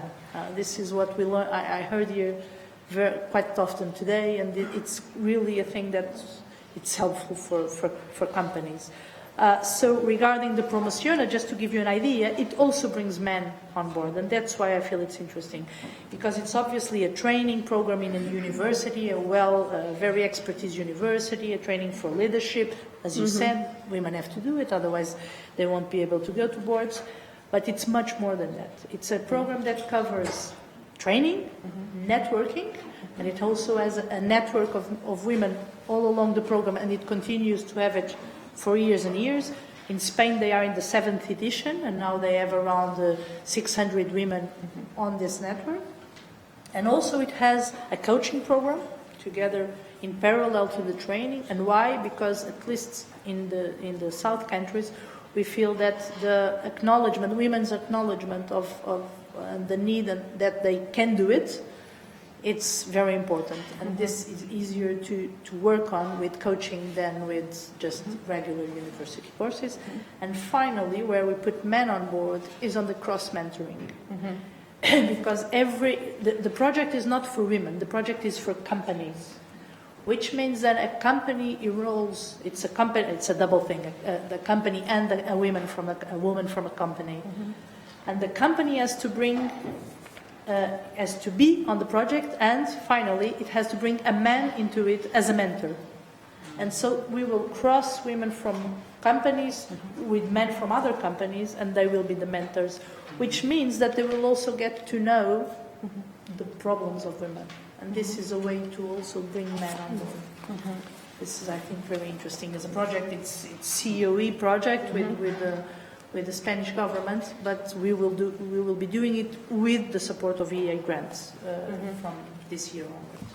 Yeah, with EEA grants, you actually bring up a very fantastic point, because obviously we are here because of EEA grants, which is, I mean, it is meant to fund Norwegian, and EEA grants meant to fund civil society. And I think it's clear after all of you talk, is sort of like, one thing is very clear, like you from our discussion, is the importance of organization and mass protest in sort of like driving together change. It's the importance of mentorship. That's sort of like the knowledge that we are creating is passed on to the next generation. And also diversity, that we need to include everyone in the conversation. Sort of like it cannot be at the behest of only a few group of people trying to change the world. We need to include everyone. That being said, we've made incredibly good time, and we now have 15 to 20 minutes left of the panel. And I already see I see two raised hands immediately. So I want to actually, if you could, I want to invite the audience to participate. So if you were to talk, could you maybe just introduce you very, very quickly with a name and who you are, and then make a comment or a question or. Yes, I'm Eva Romiska-Zimny from the Association Congress of Women, and I must say I admire the panel, it was fantastic, but my special thanks are to Brynhildur, who came to the 11th Congress to Warsaw, and she brought so much energy and so much optimism to us. It was just before the elections, and I have to tell you that we made quite well on the elections. We improved by 1 percentage point the share of women in the parliament, and the quality of these women, were part of them were supported by the Congress of Women. So this is a different quality of women entering. Okay, but of course we are far away from Iceland, and my question to the panel would be, would you tell us how we can do the shortcut in terms to reach the Icelandic sort of model here in Poland, because we are truly committed to that, and I think we have good chances and the largest social movement in Poland with quite an impact on politics. We introduced quotas to politics in 2011. It was our first year of activities, and I think now we have chances. So please tell us shortly what we could do. So, right. Shortcuts to increase political participation. Yes, I'm going to hand you over to the ambassador. I don't have an answer for what Iceland can, or the Icelandic example, but as a Norwegian for a shortcut, I think there is probably no shortcut. I think we just have to continue working, and we also have to realize that there will be setbacks, and we have to be prepared for them. I think we had local elections in Norway in September, and what we saw during the nomination process and the electoral campaign was that female candidates were more likely to withdraw, to not wanting to be nominated again or re-elected again, for the reasons that they were much more targeted from social media, for example. They had a much tougher time. So I think when we discuss all this, we need to take into consideration what is happening in the society around us. And one thing is to have the laws, the quotas and everything, it's all there, but we need to target, especially maybe we have to target the social media and the effect they have on the democratic system, because if that actually means that women withdraw, it means that also democracy is failing or has the risk of failing. So there's no shortcut. It's working. Yeah. And in fact, we had a representative in the U.S. Parliament, who was House of Representatives. She resigned just 2 days ago because of online violence, because a photo of her naked had been shared online. So this is a clear and present danger to.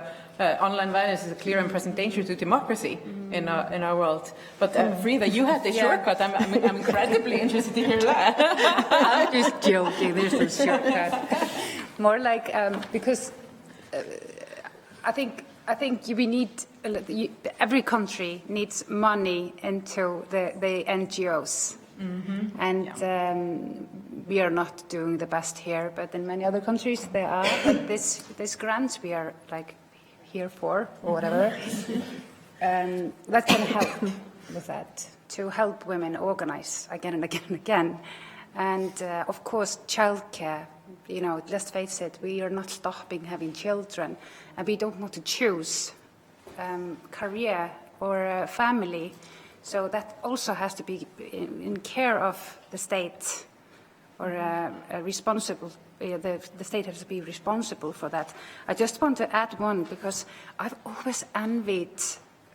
It's simplifying, I know, but I've always envied women in business. They can just say like, just, you know, build your own business and you will be free. I'm always working on like violent stuff, and it doesn't really, you know, ring any bells in my head. Moneymaker. But, you know, I also say that our justical system, I think, in the whole of the world, does not include women. Does only include small group of men, not diversity. So maybe you should just form another justical system, and then I would be free, you know, and women would be free. But that's like a little detour from your question, though. One thing, quite shortly. My organization actually was looking for an organization in Poland to apply for a grant to do a joint program. So if some of you are there, let's talk later. And with online violence, I heard a couple of times this morning people talking about revenge porn. I want to beg you to not use that word. It's online violence, it's digital sexual violence. When you say revenge, you create the idea that something was done. So it creates the shame that you caused this on yourself. And it's violence, it's not porn, even though porn is most often violence. But. Oh, thank you, that's a very good intervention. And maybe I can add for also the Association of Icelandic Businesswomen is also looking for partners to do adventures with us on women and money, on women and empowerment. And I have never in my life worked with as strong women as from Poland. So I think we will learn more from you than you from us. Yeah. And okay, hang on. I'm just going to wrap this up because, I think I'm going to add in a word. I'm not supposed to say anything because I'm the moderator, but I just wanted to say I think it is definitely, if there is a shortcut, it has to be the international feminist movement, right? Like that is something that has always driven progress in the world since the 19th century, and it's just the fact that we are all sitting here today to talking about these issues. And also, as Frida said, it's money, money, money. Like in the end, it is incredibly important that countries like Norway and Iceland are putting money into these grants to help build up the civic societies, to build up the mass protests needed to form the policies needed to change our parliaments. All right, now my stop. My name is Nicole. I'm here in Iceland with Women, the Organization for Women of Foreign Origin. Let's talk about gender equality and equality within the gender equality race. Who's being left behind? City of Reykjavik, almost 25% pay gap between foreigners and Icelanders. Almost no women of foreign origin in any managerial positions. We need to be honest about what empowerment is. When we talk about grassroots, here in Iceland, it's women of foreign origin who are empowering other women of foreign origin, though our feet are still just barely coming up from the ground. So we really have to think about this. We really have to think about it. When I've heard the word diversity, inclusion used again and again and again, let's talk about what's being wasted. There are women in Iceland, there's a word called ofmenntun. They're over-educated. And it exists much higher among women of foreign origin. So I'd like to hear your thoughts on how we bridge that gap, how we don't leave. Because when we talk about the sustainable goal developments, one of the biggest and most important things is gender equality. And the goal is to leave no one behind. But in the gender race, we are leaving behind. The day that we walked out, we did our signs, we did our part. We walked into a coffee house. And the woman waiting on us was of foreign origin, and no one told her she had the right not to work that day. This cannot happen anymore.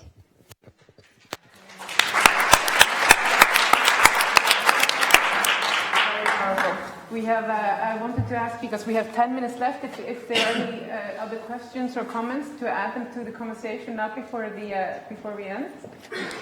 Oh, one more, yeah. Sanja Sarnavka, coming from Croatia Foundation Solidarna Solidarity. I think one issue we haven't tackled or even touched here, and we are facing in Croatia at the moment, so women as pillars of patriarchy. Women in far right-wing, ultra-conservative parties. What to do with them? If you have any shortcut for this, because we talked about the importance of education, everything. What about the family? The messages that are given to young girls and boys, and how is there any way how we can communicate with these women? Because in Croatia, situation is deteriorating, and this ultra-conservative movement, leaders are women. Last chance? All right. Okay. We have, already now we have two powerful subjects to tackle in 10 minutes. The issues of diversity and inclusion. How can we improve ourselves? How can we improve our organizations to be more diverse? And the other one is sort of like, how do we tackle with the pillars of the patriarchy? This is a question, for example, that I would not know how to answer, because I feel that the patriarchy has not been eradicated in Iceland, but it's very weak, I'm going to say, and I'm going to be shouted down maybe. But okay, Margaret, you want to start? Yeah, there was one thing I forgot to say, and I find it very interesting for the Icelandic labor market, that the National Institute of Statistics cannot answer me correctly, but figures seems to show that 70% of Icelandic women either work for municipalities or for the government. They get their flexibility on the public market because they are safer and they get the flexibility. And it would be very interesting for our movement to get these figures. And when women are still always within the system, without being out of it, creating it, and like the little men voting with their own Visa card, supporting businesses they want to flourish. So I think it is very important for us to look at these figures in order to take the next step.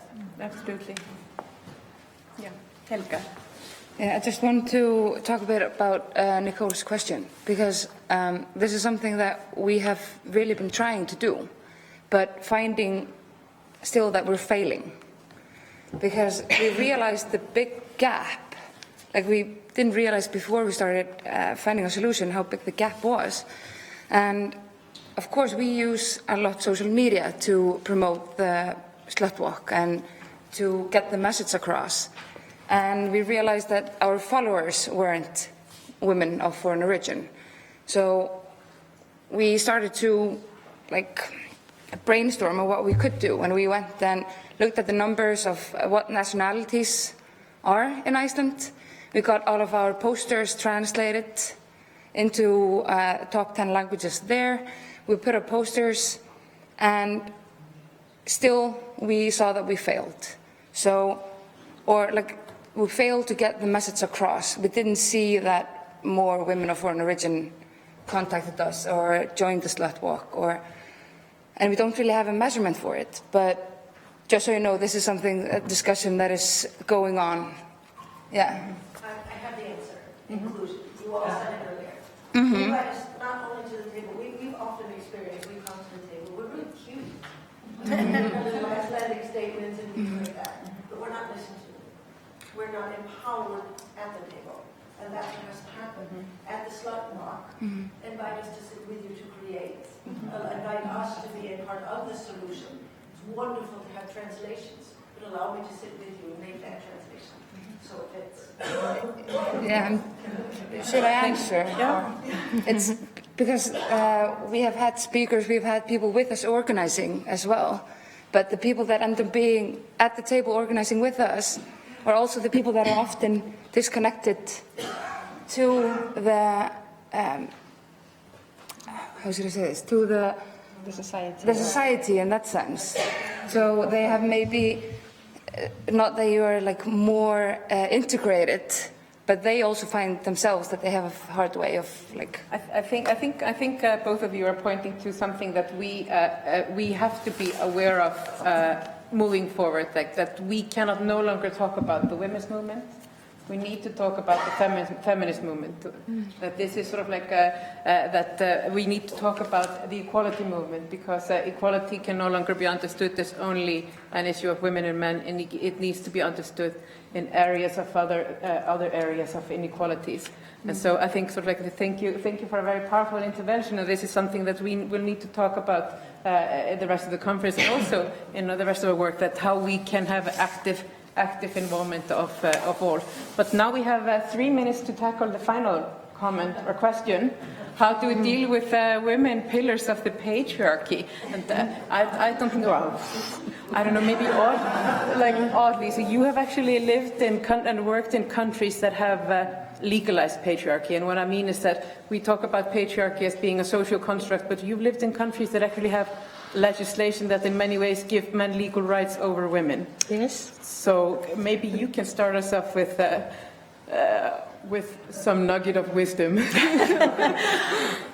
I don't really think so, but my experience from Iran is that that was my big surprise, because when I came there, I networked a lot with women. I had a very good female network in Iran, and I thought that was my naive conclusion in a way when I came to Iran, thinking, they all wanted to be liberated, or they all wanted to have their freedom. It didn't take me long before I realized I was a bit naive. But what shocked me really was that maybe the most fierce defenders of the system, of the regime, were women. And so that's about what you're talking about. And then it's very difficult to see how you can deal with that. There are several reasons why it's like that.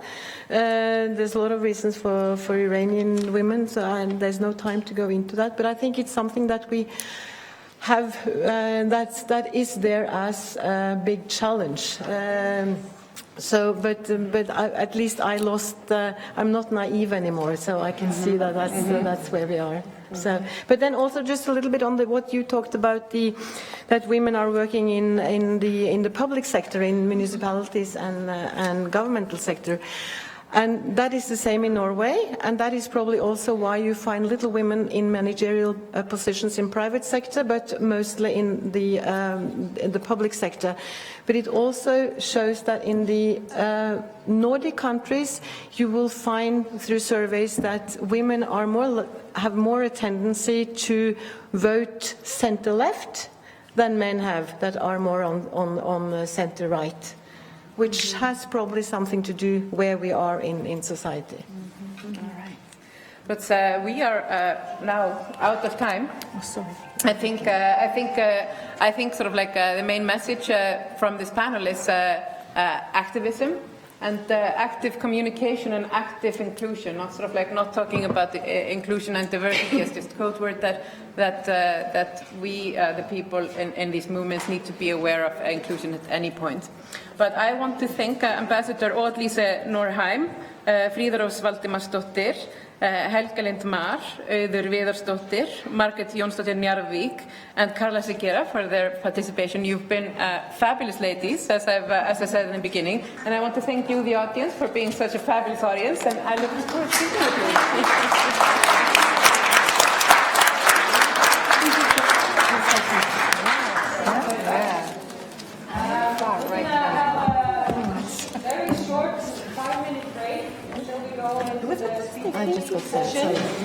I just want to be very clear. Please listen to the speed dating instructor, me, and listen to the bell and all instructions that we will give you, so we can have a smooth sailing in the speed dating session. Thank you.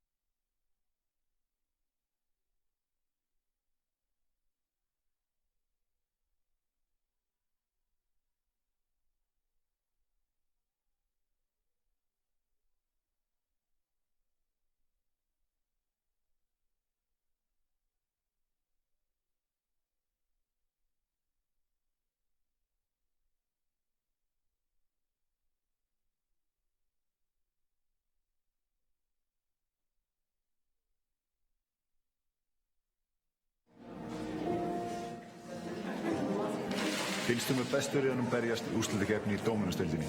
Ef þú vilt sjá körfubolta með pung, þá skaltu fylgjast með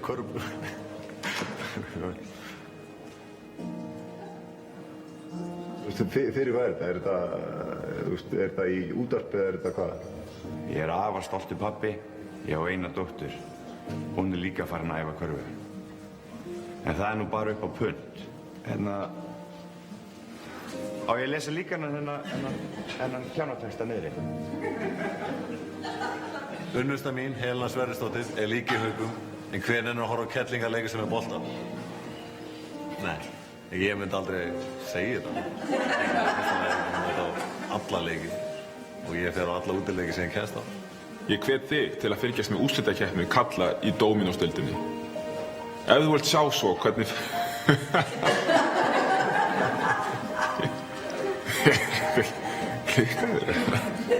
Á ég að lesa þetta? Nei takk. Ég geti fengið ykkur annað til að lesa þetta. Sýndu karakter. Skráðu þið sem he for she. Þið kynjajafnrétti er sex keppni og það ætla að fara að segja sex í niður. Kynjajafnrétti er keppnis.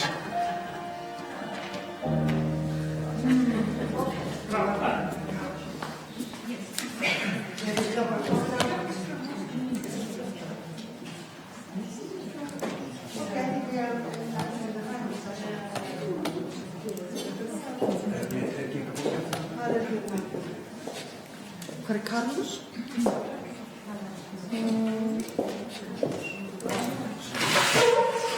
Carlos, hann er hérna.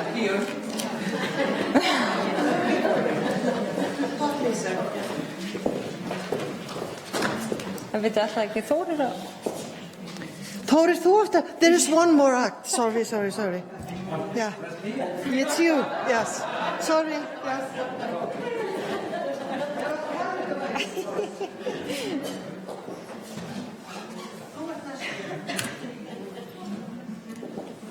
Já, Þórir Ibsen, the floor is yours.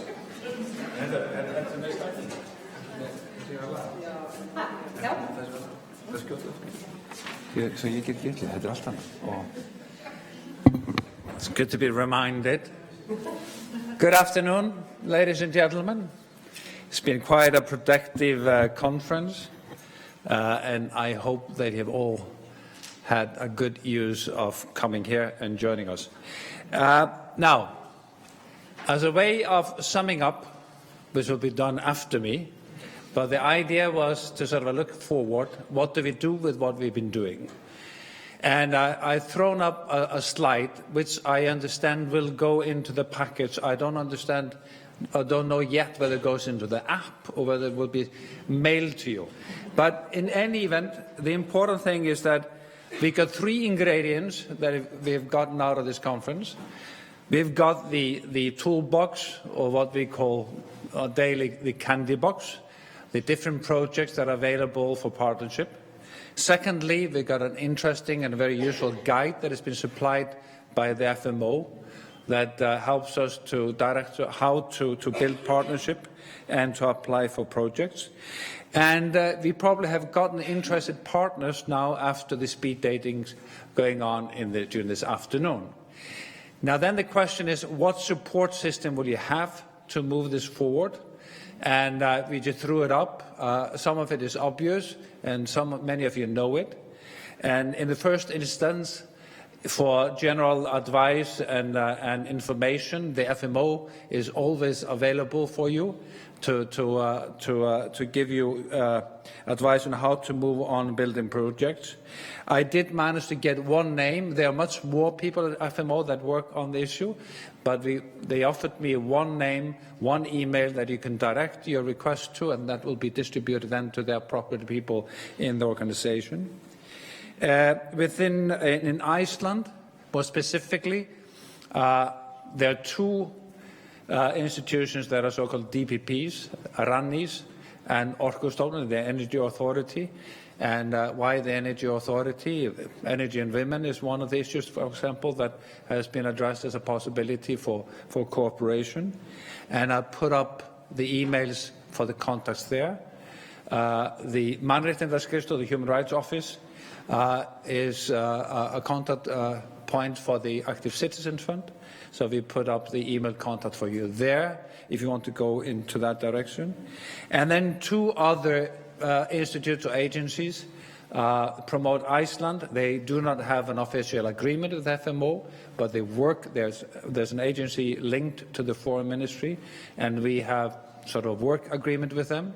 And you have their contact email to send to if you're focusing on business development.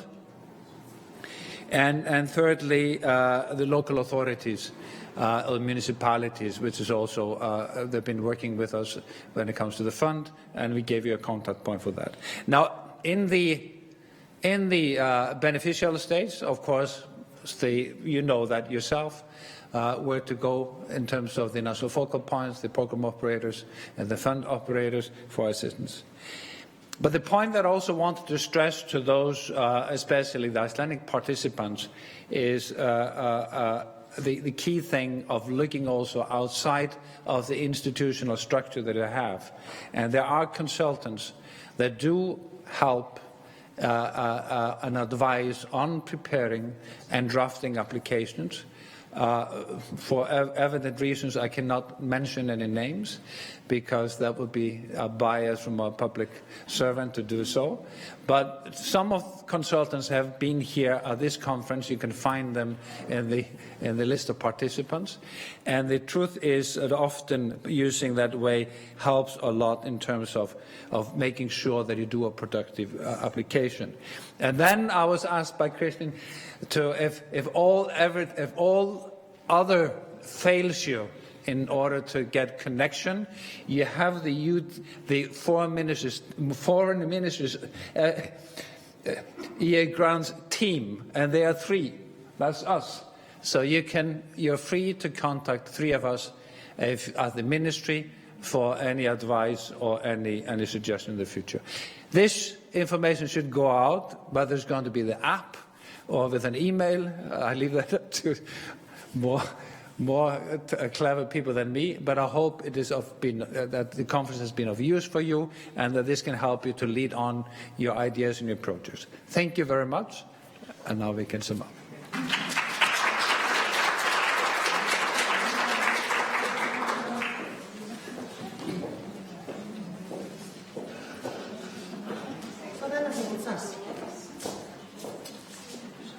So then I think it's us. We are going to have closing remarks, and I think Carlos will do the substantial one. On our behalf, on Iceland's behalf, I would like to thank both Portugal and Norway and all of you participants for those 2 very, very, very productive days. If we will reap as we have sowed, then we can be happy. We have huge expectations and we have a vision that we will continue working like this and that gender equality will really become a mission for all of us working within the framework of the EEA and Norway grants. These have been quite long days and hectic days. I hope you're happy with what you have started now, in particular in the speed dating session. And what Þórir pointed out is very important. We are going to follow up on this.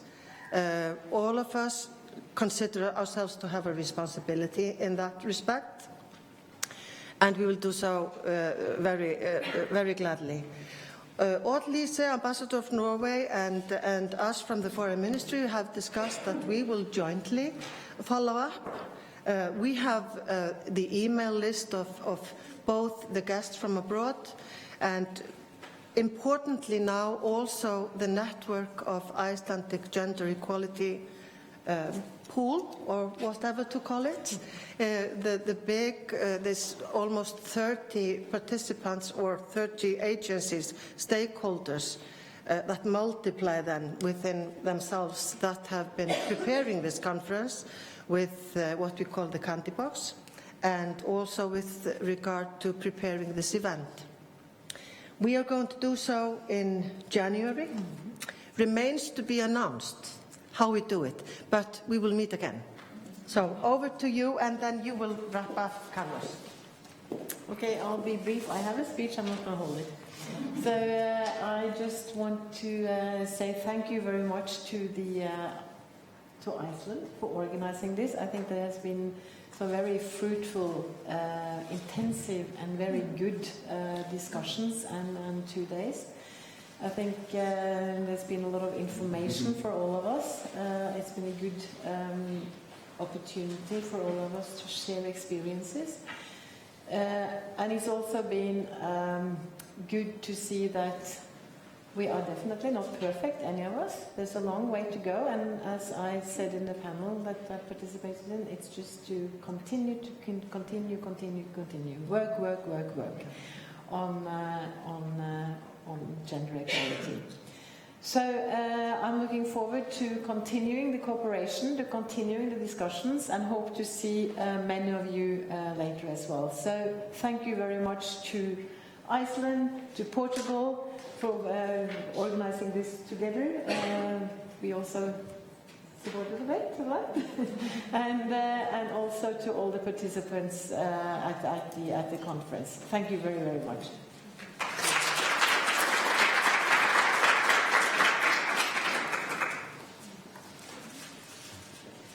Good afternoon. Thank you.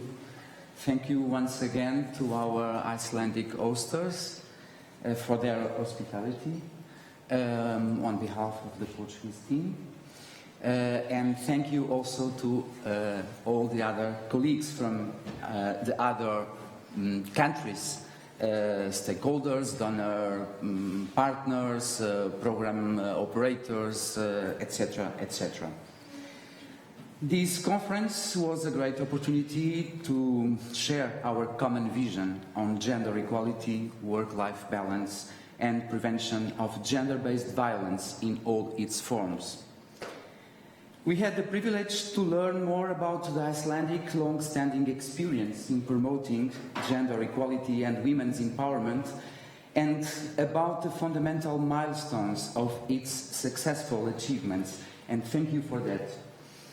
This conference was also an important moment to bring together the relevant stakeholders working with EA grants programs on gender equality, and to meet all the partners with whom we are already working and with whom we expect to continue to work in the future. At the same time, it was an opportunity to strengthen bilateral relations between our countries, our institutions, private and academic sectors, and the civil society. Sharing good practices and lessons learned from the past was one of the main goals of this event. The new mechanism allows us to build new projects that can benefit from projects implemented in the previous mechanism by other member states. One short and one good example of what I've just said is Promociona, one project focused on the promotion of equal opportunities in accessing high-level management positions in private sector, implemented by Spain in the previous mechanism, and which will be carried out now in the current mechanism by SIP in Portugal. Despite our cultural and our societal differences, the main challenges on gender equality are common all over Europe. That's why it's so important to learn from each other and to share our best practices in order to take the best measures and decisions in our countries. Yesterday and today, me and my colleagues from Portugal shared with you the very recent Portuguese Act on equal pay for equal work and the barometer to measure and monitor the pay gap in private companies. This act was pretty much inspired by the Icelandic experience. At the same time, I remember that in the previous mechanism, a project implemented in Portugal on gender identity law was able to inspire challenges and changes. In the Norwegian law, Norwegian was a partner, our partner in this project. During these 2 days, we talked about gender stereotypes and how to combat those which jeopardize equal opportunities to men and women. But it is also important to recognize that there are still stereotypes regarding countries' performances and cultures. And EA grants can also play an important role preventing and combating those stereotypes.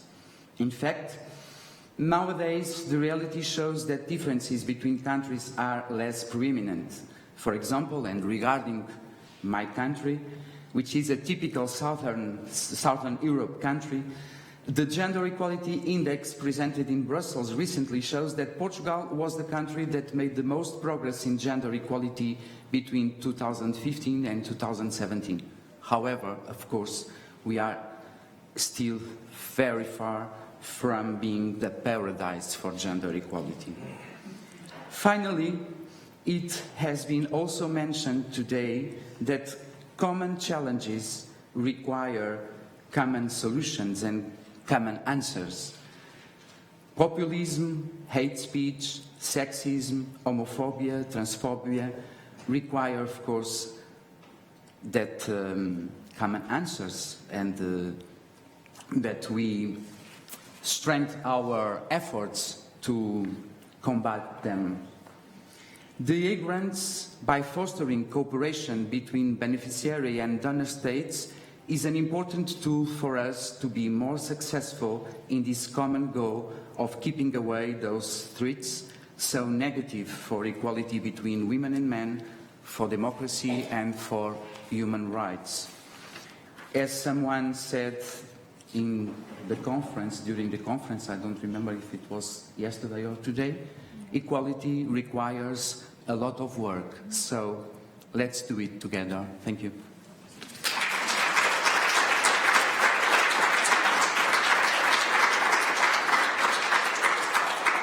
And as a final remark, we would like to thank FMO. You have been instrumental, and you will continue to be instrumental in this process, and we are looking forward to it.